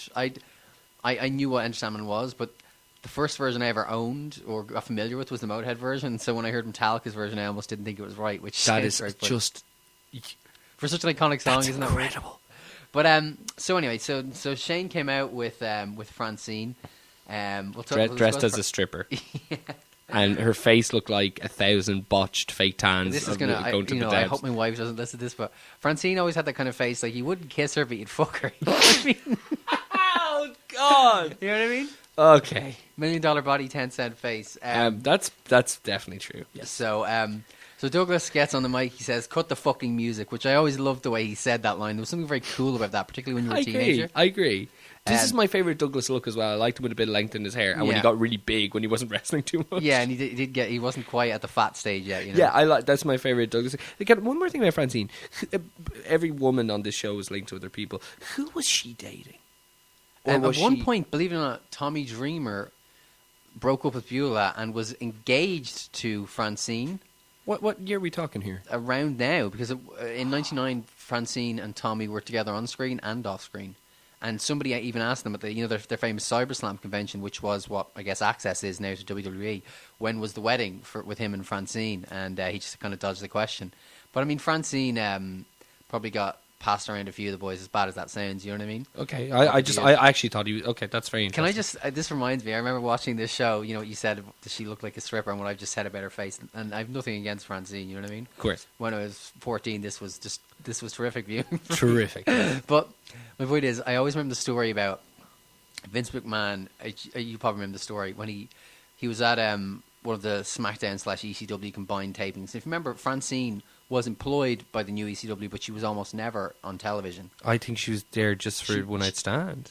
She had one match on television with Ariel, who was Shelly Martinez. Yeah. But Vince McMahon supposedly saw her backstage at an ECW taping, and he said to John Laurinaitis, "What is a woman who looks like that doing here?" And very shortly thereafter, she was unemployed. WWE, it's very interesting. They did like a photo shoot with her and everything. And they tried to, like WWE-ized her. And if you've ever seen anyone, we'll talk about Sunny shortly enough. Yeah. When they leave the makeup artists and hair people of WWE, they suddenly become a lot less attractive.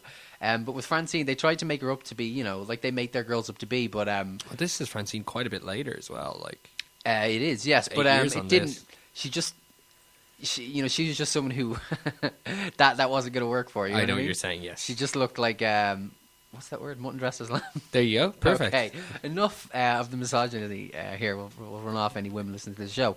So, Douglas tells Styles that Bam Bam is going to put Taz through the goddamn concrete. This was coming off the Living Dangerously show in March of that year in Asbury Park, New Jersey, where Bam Bam had been in the Taz mission and he'd thrown himself back and broken the ring, which was at that point a groundbreaking spot. Never done by WWE then. They blatantly stole it later on. Taker and Big Show in a random episode of Raw. Yeah. You know what I mean? Imagine that on a pay-per-view finish, No, I know. Hey, let me ask you this. I don't know how familiar you are with Living Dangerously, but like Taz, like was he booed in Asbury Park? Yeah. They were for Bigelow, yeah. Oh, fantastic. So yeah, I've just moved my report here. So he cuts this little promo. It's very short, and then this was we talk about badly written dialogue. Okay, Styles goes, this champ, you're looking good as always, and Douglas kind of gets confused and distracted, and goes off, and comes back to the middle of the ring, and then he goes, Styles does it again, champ, you're looking good as always.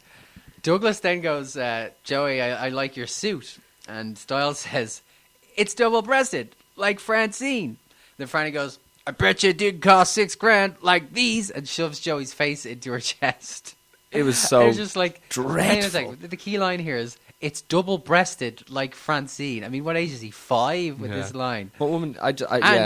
the crowd just go nuts for this line. You know what I mean? I'm sure when I was a kid, I was like, oh yeah, you know what I mean? It's just so. And I don't know, maybe it's because of inflation or the economy, but I don't think anybody, even in 1998, should be bragging about paying $6,000 for I don't believe she tits. spent $6,000 on those. Maybe she did them a couple of times, but yeah. Anyway, that was quite something. So the intro was then the Harry / This Is Extreme song with you know, and it was still very have that much at centered least. around violence that the clips were. Yeah. At least they have this song. Without this song, without the actual this song theme. is awesome. And do you know, I really think, I think maybe, you know, whatever, because I play music, but like, I think this song has a lot to do with ECW's success. There is something, I also have this feeling with the Nitro team. I think there's something I think there was something so different and so edgy about those teams that made those intros to those programs Really very something edgy about the Nitro theme? It was just compared to the fucking Raw team with the Raw still had the fucking team with the klaxon in it. With the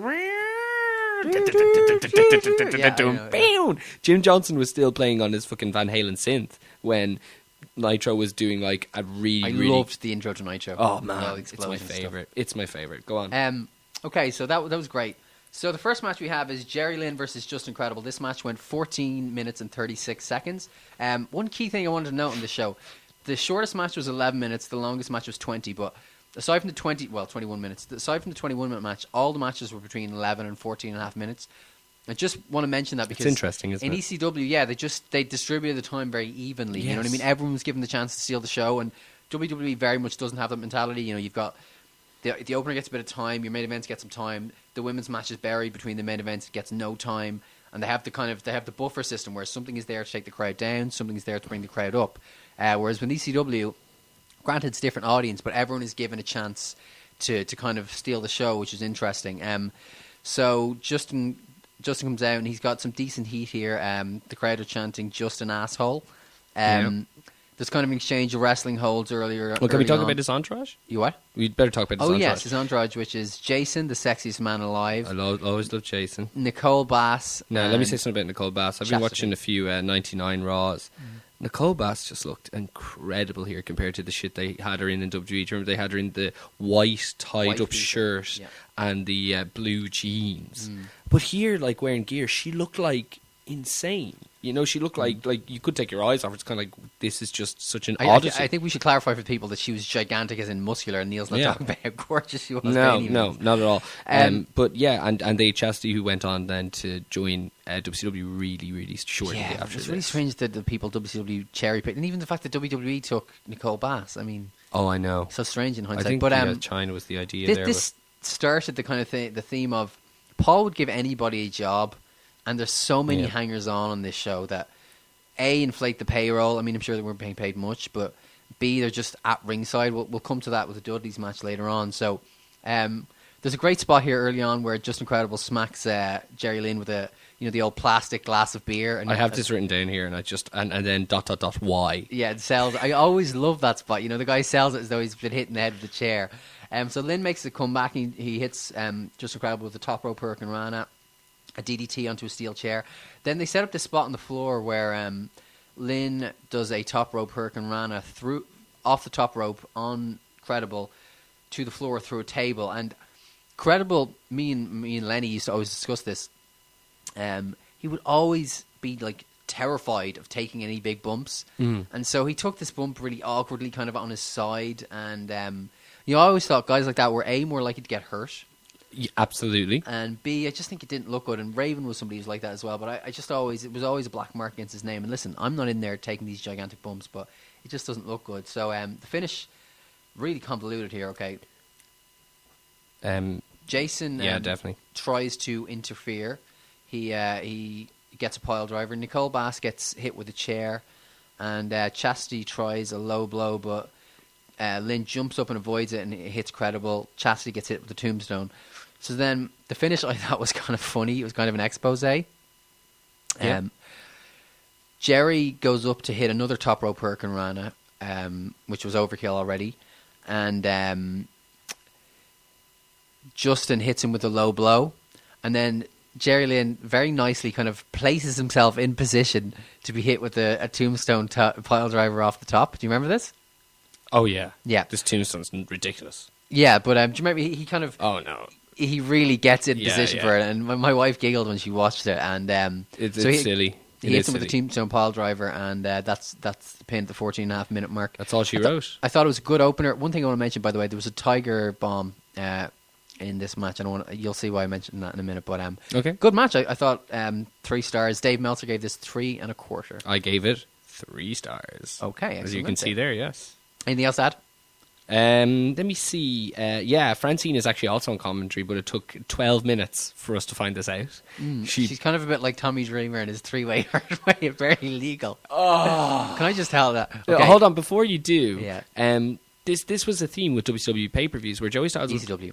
With ECW pay-per-views, Joey Styles would always call the action by himself when it came to the TV. So how come was it pressure from the pay-per-view company to put someone else there? Okay, I thought so. If you remember, in the rise and fall of ECW, which I've watched in the last 36 hours,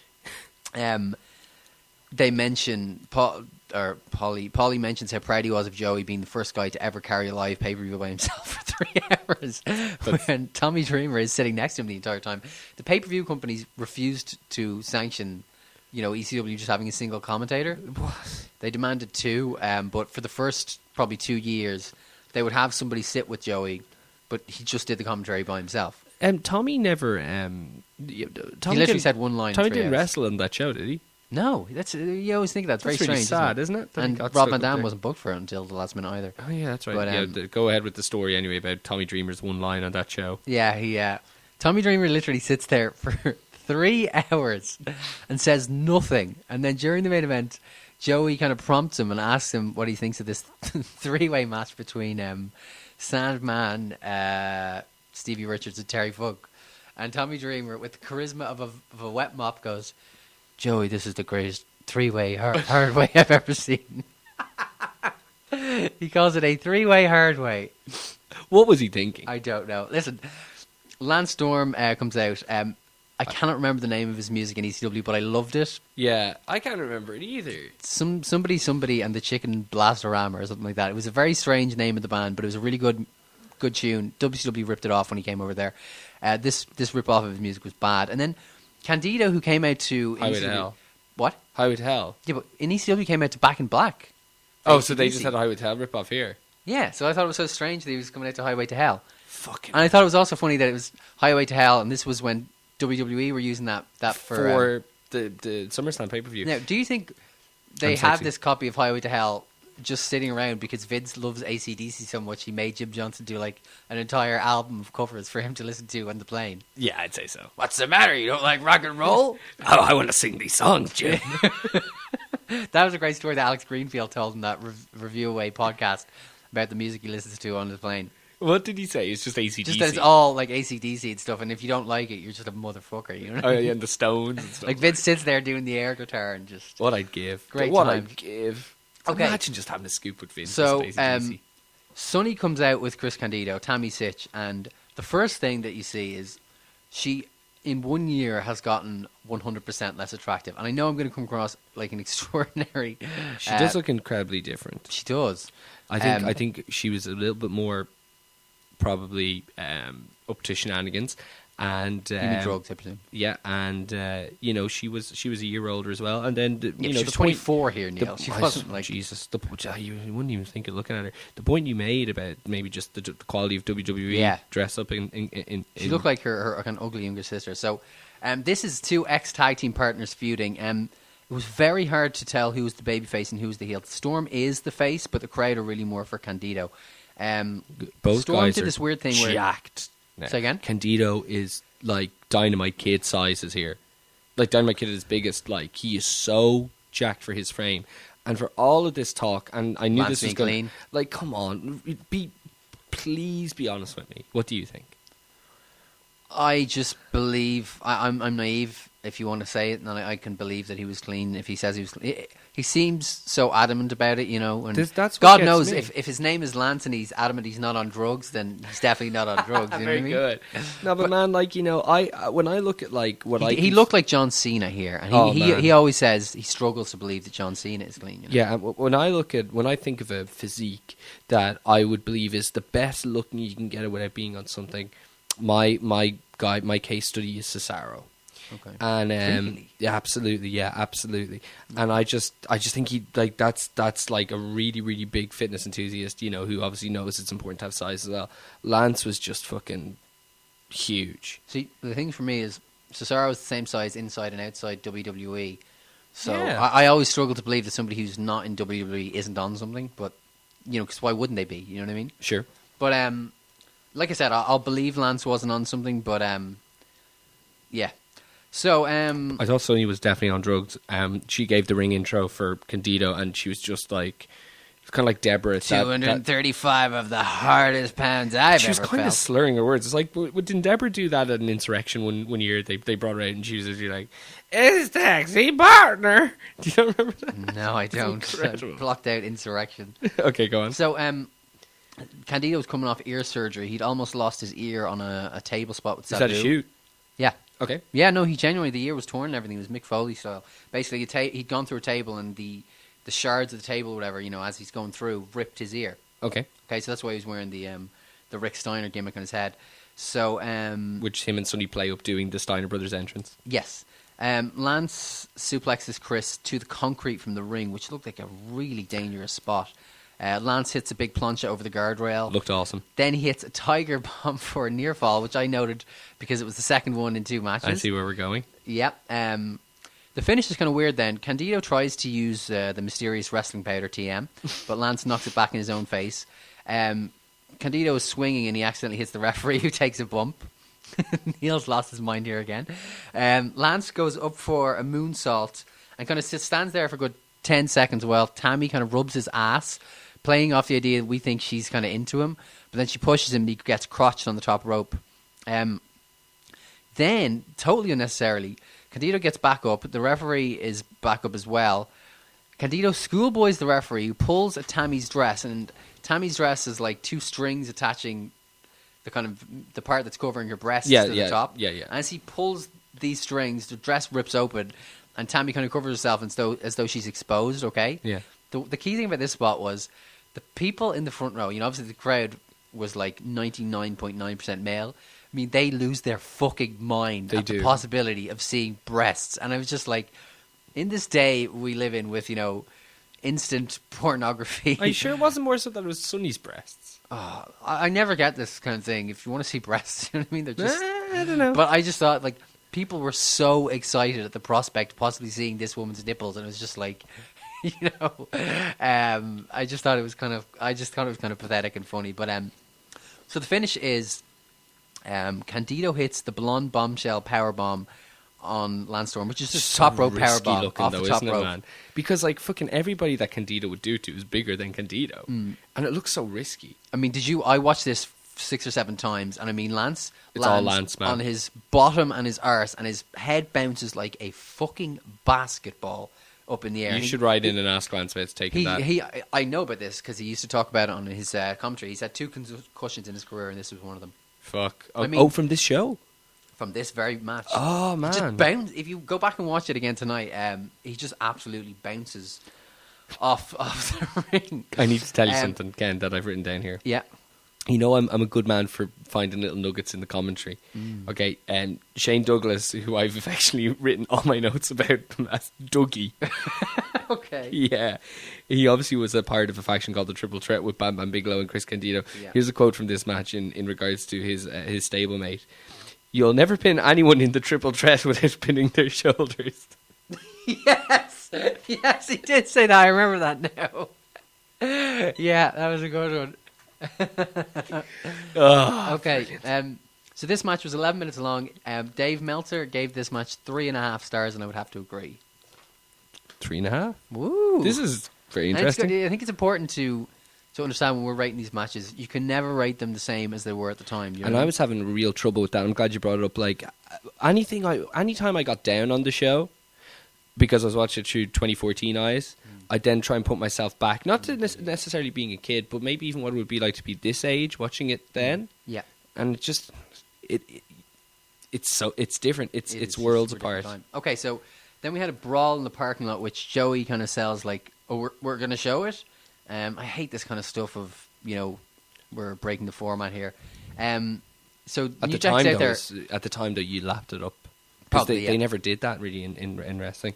So New Jack is standing outside. I don't actually have notes on this, I just remember. And he's just cutting a promo to the camera for no reason. I remember this more than anything else on the show, watching it back for some reason. Okay. And it's just like, why is he shouting at the camera? What's this all about, right? And then this car pulls up, right? And Bubba Dudley, who has eaten himself several times over, leaps out and kind of kicks the fuck out of New Jack. New Jack was supposed to wrestle Jack Victory in a weapons match. Right. So they announced the weapons match is off.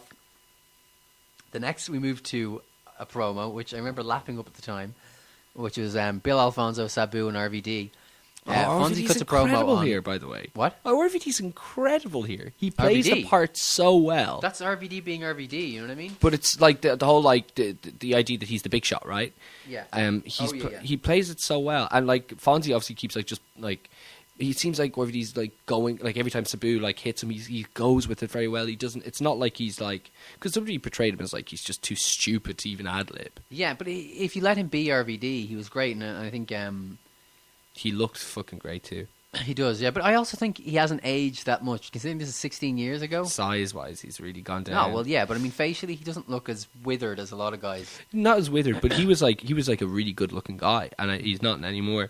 And so anyway, yeah. Fonzie keeps calling them their opponents, which was Jinsei, Shinjaki, and Hayabusa, Japanese superstars because he can't say their names. RVD says everyone is paying just to see him, which kind of teases tension between himself and Sabu. RVD, my favourite part of the promo was his constant sneezing. He'd go, Hakushi! Yeah. Because Jinsei Shinzaki was the former Hakushi. And RVD finishes by saying he is the whole fucking show. And I have to say, just being able to say the word fucking, it made him so much cooler than the whole damn show or wherever he was when he came to the WWF a couple of years later. Yeah, the damn thing was as good as you could have done on kind of it plays on his name. But no, I agree. You know, the bit of cursing here and there doesn't like, you know, doesn't hurt. Like even Austin was still saying chicken shit and stuff in 2002, and it's kind of weird you don't remember that. But you go back to these Raws, and Austin was just out of his mind still. Okay, so the next match, so much to say. Okay. This match went 12 minutes. First of all, the fucking mullet on Mike Awesome. Okay, now I've got really detailed notes in this match, so I'll go through them because I feel you need to know. I just want to talk about the entrance, and then I'll let you run with it. Right, the mullet on Mike. First Awesome. off, Mike Awesome looks incredible. Size. I know. I was so happy when they made him champion in the year 2000. I was like, he's the guy who needs to be champion. Actually, New Jack should have been champion around this time instead of Taz, but that's just me. New Jack. I'll get to that. But Mike Awesome looked incredible here. This was very early on in his the American leg of his career, the latter part of his career. But they had his music. Yeah. I couldn't believe, how did they have that? I don't know. And they had Sabu's, and they had the ECW original theme. I knew they'd have Sabu's because that was also a Harry Slash one. Okay, so the spots, I mean, this match, I remember being mind blown by it at the time. Against Masato Tanaka. His match against Masato Tanaka. The spots in this match are absolutely incredible. So I'm going to go through it. I've taken. I don't like to do move for move because I think it people can see that, but I'll just go through it. So early on, Awesome hits I've written an awesome tope, which was not a play on words.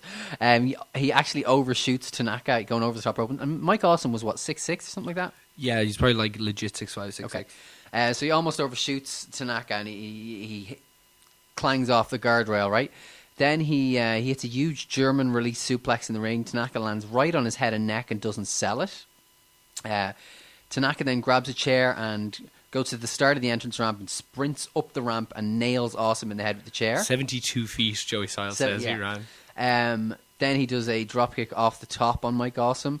Now this is all, like 2-3 minutes into the match. Then Awesome dumps Tanaka outside. They have a chair battle on the floor. This is one of those where they're kind of, walloping the chairs off each other. Tanaka wins it and smacks Awesome in the back. Awesome backdrops Tanaka into the people, which almost kills the guys in the front row. Awesome then does a springboard dive over the guardrail into the people, which again, in the kind of modern day with lawsuits and everything, it's amazing the stuff they did and got away with, you know what I mean? Absolutely. I've commented here, he just looked so gassed to the kills, this physique of him. Okay, then Awesome gets a near fall with a Tiger Bomb, which is the third near fall in 3 matches with the exact same move. Poor Dave Batista is not happy. He hits an Alabama Slam, which smacks Tanaka on the back of his head. A top rope splash for a 2 count. Bear in mind, all these moves, and we're like 6 minutes in, okay? Then he hits Tanaka with two of the hardest chair shots in the fucking head, and Tanaka just no-sells it. So he hits him with a third, and the chair completely bends over Tanaka's head. And it's nuts, yeah. That third shot is incredible. Then Awesome hits him with a running powerbomb, which is the move that Paralyzed draws, as he kind of throws him across the ring. Actually, a slightly different version, isn't it? Yeah, because it wasn't a sit-out. Yeah. Awesome then sets up a table on the floor. He comes off the top rope with a chair shot on Tanaka's head. Then they kind of do some spots teasing who is going to go over the top rope into the head. And this is the craziest move in the match. Tanaka, who is about 5'8", 5'9", sure, gets Awesome up over his head, and he basically it's kind of like when Shawn Michaels would hit Razor Ramon with the Razor's Edge. Remember that? Oh, and the entrance. Yeah. You barely get him up. That's what this is like, and he just hurls Awesome over the top rope onto the table, onto the concrete. You can't exactly see the point of contact because the camera's sitting in front of the table, so as the table breaks, it impairs your view. But the way that you see Awesome fall out of it, like it has to be the very tippy top of his shoulder. Yeah, it's I said to my wife watching this, at the time I thought like this was the craziest thing I've ever seen. I've seen higher falls, but in terms of most reckless things, I think they did this at One Night Stand. This isn't this. I was going to wait till you finish your review to talk about One Night Stand. Would you like to do that? Match, though, but how many times have you seen that match? 4 that I can think of. Okay, like I have a very, very vivid memory of that match. Yeah. That's a better match than this match. Oh, sorry, I thought you were asking me how many times I had seen them do the exact same match. Okay, no. Would you rate the One Night Stand match over this match? I definitely This match would. wasn't quite as good as I remembered it. Yes, but the One Night Stand one always is. Okay, well, I'll give that a go. But okay. So Awesome, I mean, he just sails down directly onto his head. So the crowd chant "Holy shit," which was not something the ECW fans gave out easily. Yeah. Awesome then rolls in the ring and he kicks out of the cover. Gets hit with a roaring elbow, which was Tanaka's finish. Yeah, and he kicks out of that. And then a tornado DDT onto 2 chairs from Tanaka onto Awesome. Gets the pin at 11 minutes 49 seconds. This match was unbelievable. The violence and the physical toll were something to behold. When I first watched it, I remember thinking it was one of the best matches I've ever seen. Me too, I probably would have given it 5 stars at the time. I really thought it was a 5-star match. I was, I don't want to say I was impressed by the violence, but it was something to see. It's certainly something that I would not want to see people do this day and age. It was a terrific match, but pro wrestling shouldn't be this way. Dave Meltzer at the time gave it a 4-star match. I still wouldn't argue with that. I just think. Okay. What did you give it? That's what I'd give it now. You know what I mean? Okay. I wouldn't want to give it any higher because I wouldn't want to reward that level of violence. But it was a great match. This was my match of the night. Okay. No, that's fair. I think this is my match tonight too. I know we're going to get to that at the end. What I give 4 and 3/4. 4 and 3/4? Oh, sorry, 3 3/4. Okay, Jesus Christ, sorry, 3 3/4. Yeah, they had 3 pay-per-view matches over 98-99 in WCW or in ECW. Sorry, and you can obviously go and watch our FMW matches. But like, if we're just going to focus on the ECW matches, they're all great. The one that separates this one from the other 2 in the original ECW is that Tanaka goes over and that Tanaka powerbombs Awesome to the outside. Yeah. The thing about the One Night Stand 2005 match, though, is they were both trying to get jobs, especially Mike Awesome, who had really been completely forgotten about over the last few years since the invasion. And not only that, the 2005 one is actually just like a best of the 3 matches. And that's why I think it's their best match. Can I say something? My abiding memory of that 2005 match is when Awesome does a suicide dive and Joey Styles says he wishes he would kill himself, and 9 months later he hung himself. That is true. And isn't that just really uncomfortable? It's unfortunate in every way. But yeah, this was quite a match. This was my match of the night. Now don't forget, Neill, I also told you we've got to have our match of the night, our moment of the night, and our 10,000 car crashes and 7 matches botch of the night as well, okay? You haven't got yours, have you? I just don't know. I'll tell you because you'll agree with me when I tell you. I don't give the botch tonight too. Okay. Taz was a promo with the FTW title. This was great. He was just Taz. You know what I mean? It was very good. Taz says he's the only PPV champion who means anything. Not Austin, not Goldberg, not Tyson. I've written here. Taz just felt real. Do you know what I mean? Felt like Taz. He had it in a similar way to Bret Hart. Felt like Bret Hart. He had about Taz had about 2 years where he, like, regardless of his size, just Yeah. he was Felt like a like, killer. as I said, like back in, like, there used to be features about who's your favorite, Yeah. and everyone thinks Austin Goldberg. No. In 1998, the peak of Steve Austin, Taz was in that conversation amongst wrestling fans. Yeah. The bald world champion, like.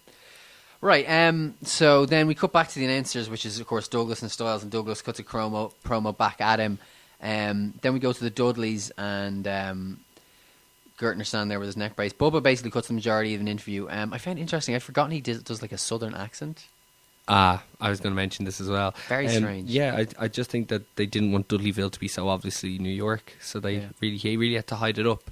They always went for this kind of almost kind of like, you know, not preachery, but they were like, you know, very rural kind of southern guys, like really backwards. That was the idea, they were Hicks. Yeah, but it's just so inbred strange. Hicks. You put on this accent, but then New York would just come through all the time. It was very strange. Yeah, I guess it's retrospective because we know that now he's probably, in fact, now I think he actually overdoes the New York voice for effect. Okay, next we had the longest match of the night, which was 21 minutes, and was considered a dream match at the time. And I specifically noted on cagematch.net, this was the highest rated match by the people. And I just find that so strange. This is the precursor to what became the mid-2000s to current day Spotfest match. But the thing was that these guys, obviously there's a language barrier and there's the Sabu factor. And what I'm saying is basically they might have had 20 minutes planned out, but you could see this was very much an on-the-fly kind of affair. Okay, so it's Hakushi, Jinsei Shinzaki, and Hayabusa. Oh, by the way, I might as well mention, it's for all intents and purposes, it's a tornado tag. Yeah, there's no tag. Really just degrades very quickly. So it's Jinsei Shinzaki and Hayabusa versus Rob Van Dam and Sabu. Obviously, you'll probably be familiar with Jinsei Shinzaki, who was Hakushi. Hayabusa is basically Sabu. It's so strange. They have very similar physiques. They have similar scars on their bodies. The same kind of balloon pants. It's all the identical. ribbon hanging off. It's identical, except the fact that Hayabusa is masked. It's really, really cool, and I think it's just a happy accident. Yeah. So they would have made a great tag team, I thought. Early on, we had a big Asai moonsault by Hayabusa. RVD did his guillotine leg drop without the thumb point, which is probably the last time I've seen him do that. Yes. Van Dam gets a surfboard on Hakushi. And Fonzie's supposed to throw the chair to Sabu, who's on the top rope. But Sabu drops it. Sabu has to then get off the top rope, jump down, get the chair, and then jump off onto Shinzaki. This is just kind of the start of the blown spots. Hayabusa hits a lion salt, which is always uncomfortable watching him. Because he broke his neck, didn't he? He broke his neck, and when you say broke his neck, I mean he can very vaguely walk now, but really, I thought he took a few steps basically in a ring last year, but he can't really walk, if you know what I mean. He's in a wheelchair. So yeah, he hits a lion salt. We get a tiger bomb by Jinsei Shinzaki in this match, which makes it 4 for 4. That's fucking incredible. Followed by a 450 splash from Hayabusa. RVD does a top rope leg drop and lands with his ass on Hakushi's head. Do you remember this? Yes, I do. Squarely on Hakushi's head. There's a messed up spot where this was my 10,000 car crash at 7 matches blown spot of the night. Okay, so Hayabusa and Shinzaki set up a table, but one of the legs breaks. Yeah. Okay. Oh, of course, this is the botch of the night. So everyone Definitely. freezes, kind of thinking about what to do, and they've all got language issues. So Sabu comes over and tries to kind of set the table up on both legs, even though there's only one leg, but it kind of falls over, so it's kind of slanted. But they're just like happy enough. So Sabu does this, and then he kind of sells as though he's got a splinter in his hand. It just turns and walks away, selling his hand for no reason, okay? So they can go back to setting up RVD, right? So then they try and Shinzaki tries to lay RVD on the table for Hayabusa to do a spot off the top. And the rest of the table just collapses. So RVD is now just laying on the wood on the mat. But Shinzaki is still holding him down for no apparent reason. And Hayabusa then, his planned spot was onto the table, but now the table's on the ground, so the table's like right in front of him. Yep. So there's no room to do whatever he's going to do, so he just kind of falls off and does a splash. It was just...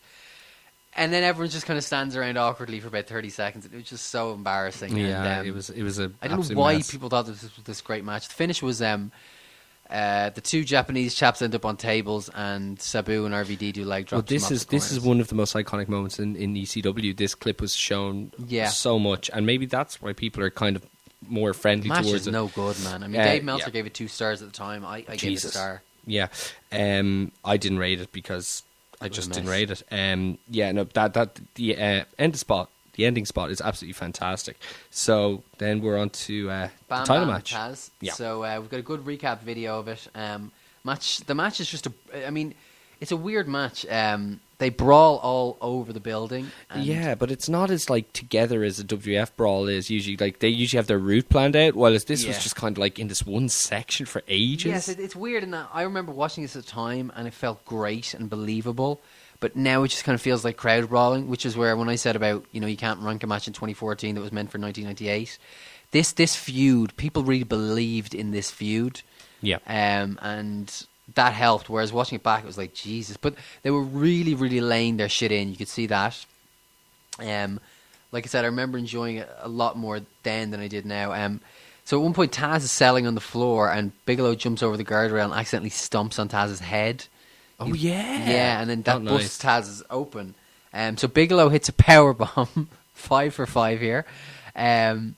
Bigelow sets up a table in the corner, whips Taz through it, then picks up the... I've written here, Brett took a better front turnbuckle, by the way.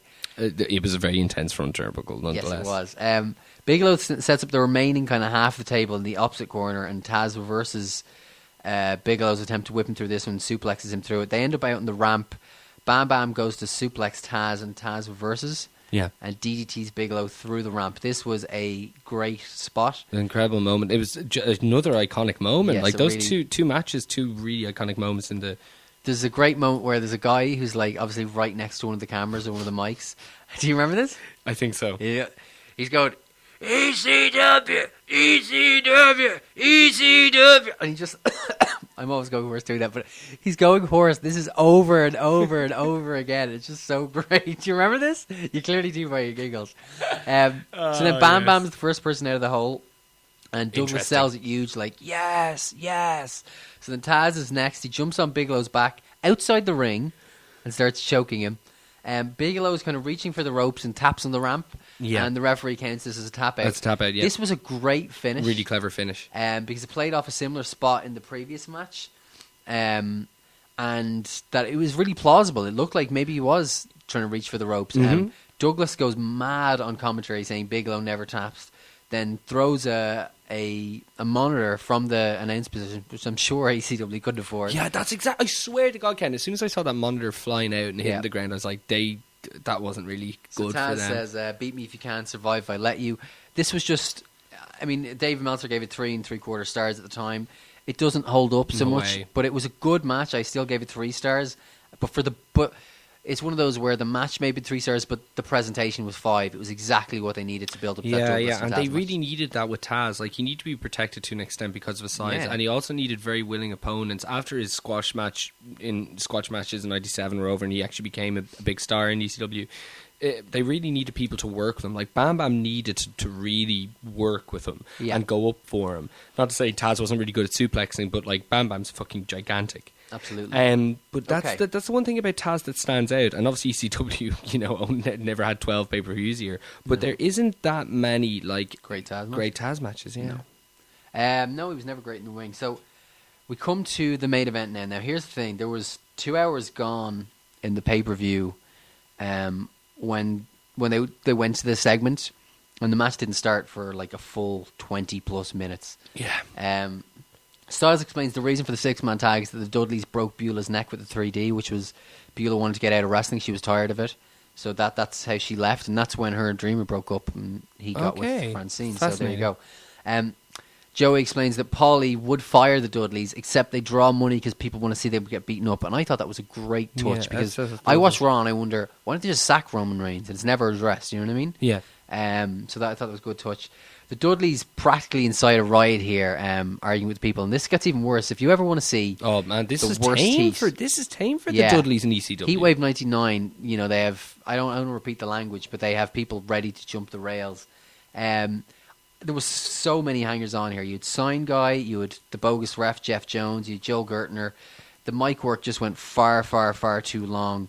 And then you had a really long entrance for Spike, Sandman, and Dreamer. What do you think they actually came out to? Now it was weird because it wasn't Dreamer music, wasn't it? But it wasn't Dreamer's WWE music. It was literally a dub of it was like I presume it was Enter Sandman. It was a shy version of Man in the Box. So you think it was probably Enter Sandman? I think it was. I'd be very surprised if it wasn't. As I said, there was 20 minutes between the end of the Power segment and this. This is just a brawl. I have to say, I really enjoyed this match when I saw it in 1999. When I saw it. Mm-hmm. Man, this was the one that didn't hold up at all. Absolutely. Just before we get into the intricacies of the match and whatnot, Joey Styles says that Big Dick Dudley is 6'7". Now, if Big Dick Dudley is 6'7", that means Sandman is 6'6". I know for a fact he's not. That means you're 6'4". It means Mike Awesome is 7 foot. I know for a fact he's not. And it means half the men in the front row are also 6'7". Yeah, and that was interesting. Yeah, this match, there was no real story, and it's just guys gigging themselves and taking crazy bumps.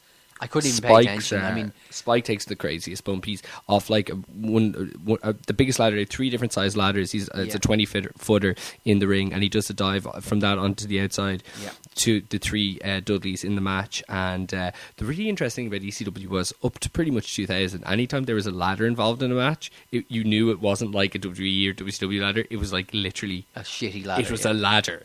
And that always, to me, because only had one side to it. You couldn't climb both sides, you know? Oh, my God. It really... it always kind of made it really feel real to me, you know, in a way. God damn it. So everyone is really out of shape, and they're just brawling. And then Dreamer pile drives the heel ref, Jeff Jones. And then the 3 heels and Jones end up tied... No, and Joe Gerton, rather, end up tied to the 3 of Rowe, you know, hanging from the turnbuckle in the corner. And then... the 3 baby faces and the referee do a 4-way drop kick into the chairs, into the heels. And I was just sitting there, and I mean, Styles starts to explain on commentary that that Jeff Jones and that Gertner rather buried the referee before the match. But it's just like, I mean, the referee is here attacking the heels in the match, and it's just kind of like, okay, then. It's just such an ECW spot. Like, it's such. It really it's just is, one of those times where, like, I don't know how I would have felt then. Probably not the way. I still think if I was 26 years old in 1998 and I watched that, I'd smack myself in the head. Yeah, I was so silly. Tommy wins the match eventually with a DDT on Bubba on the ladder. Gets a 3 count. Jack Victory straight in, nails Dreamer with a guitar shot, which they had talcum powder in the guitar, so it made a very impressive kind of explosion. Yeah. Out comes New Jack, right. Not only did Joey Styles have to record commentary over a lot of the music tracks because they've added in new music on this, every single New Jack match that you see on these ECW pay-per-views, they've re-recorded Joey Styles commentary in the entire match. You're actually kidding me. No, genuine, that's been done because, you know the way, I don't know if you remember this, Jack's music played through the entire match. Yeah. So he's had to re-recorded everything, and I noted how good a job he did. I felt, and because he redid the commentary on one of the earlier matches where the music was badly overdubbed as well, and I remember thinking that's quite similar to what he originally said. That's an incredible achievement, even by the sound guys, because you can never tell. Joey Styles doesn't sound 20 years older. No, he doesn't really. No, that's fucking amazing. So then that's by the way, that more than anything hurt me. The music, yeah, it was really, really because poor. ECW was partly about the music, you know. New Jack, yeah,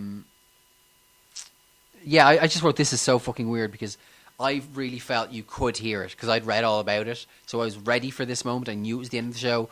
I was just sitting there going, "This is going to be really strange." I just felt like, because I realized then when I'm watching the show, they with the soundtrack, they literally just put in brand new crowd noise, brand new music, or brand new Joe. So I'm just basically watching a video with the soundtrack dubbed on top of it. Absolutely and true. I really felt like that's what I was watching, and it really, I mean, I was already, the first 2 hours of the show, good, I enjoyed them. And then from the 20 minutes that took to get to this match itself, I was like, Jesus. You know what I mean? Yeah. And people are probably saying that about this podcast right now. But anyway. So yeah, it just really it just took from it for me. I felt like this match also represented kind of the worst of ECW, the stuff that doesn't age well. This was a dud to me. Dave gave it 2 stars at the time as well. I thought the show as a whole, I thought it was a good show. The last segment really let it down, but I still think, you know, in hindsight, that was probably a 3.5-star show for me. Yeah, that's what I've here, 3.5-star show on the button as well. Okay, so your match of the night? Match of the night was the the awesome Tanaka match. Your moment of the night? Moment of the night was the finish of the Bam Bam and Taz match. Excellent. And the botch of the night was the table debacle in the Rob Van Dam Sabu match. Anything different yourself? No, I would go with all of those. Okay. Now, you went back and read The Observer to get the star ratings. Did you get any background information on the show? For instance, was there actual mentality about why New Jack and Jack Victory was cut? No, I didn't read The Observer. I was able to get the star ratings off a website because The Observer for this isn't available. Why was Jack Victory and New Jack cut, would you say? I would say because it's probably going to be crap. Yeah, that's like Jack Victory, for God's sake. Why? I mean, he was still around for years later. You know what I mean? I never got him. This was Paul's. Paul had too many people. You could easily have cut out 2 out of the 3 people came to the ring with Credible, and 2 out of the 3 that came to the ring with the Dudleys. Like, could you ever imagine Joe Gertner in WWE or Jeff Jones or... No, but in all fairness, in 2005 where Joe Gertner begged Eric Bischoff for a job, when I just absolutely... Can I please have a job? Is that good? Oh, spot on, man. That was excellent. All right, well, look, what a marathon show. And 2 hours, 16 minutes. Yeah, we definitely will be sticking a song on the end here. We're in ring shake now. All right, well, listen, Ken, thank you so much for that. Wait. What are we doing next week? For detailed notes. In terms of our classic show. It's your choice. I think if we're going WCW, WWE, ECW, then we should be going WCW again. We're going to do a WCW show. Okay. Will I let you choose? Yeah, I'm gonna do... Put it up maybe on the Facebook page of the website. Yeah, exactly. Yeah, we'll figure it out. We'll be back with a classic show next week. We'll be back with a Raw recap, the go-home show for SummerSlam. We're going to preview the SummerSlam card. We're going to talk about podcasts. We're going to talk about all the news. And this Sunday on Dublin City FM at 4 o'clock... what time are we on this week? I think we're on at 5 or half 5. We'll talk about the brawl. We're going to talk about the amazing brawl that between John Jones and Daniel Cormier yesterday at a press conference, or 2 days ago at a press conference. Fucking phenomenal stuff. But thank you very much, Ken. Thank you, everybody, for listening. And this has been This Ain't Fake Brother. We'll be back with you guys same time next week.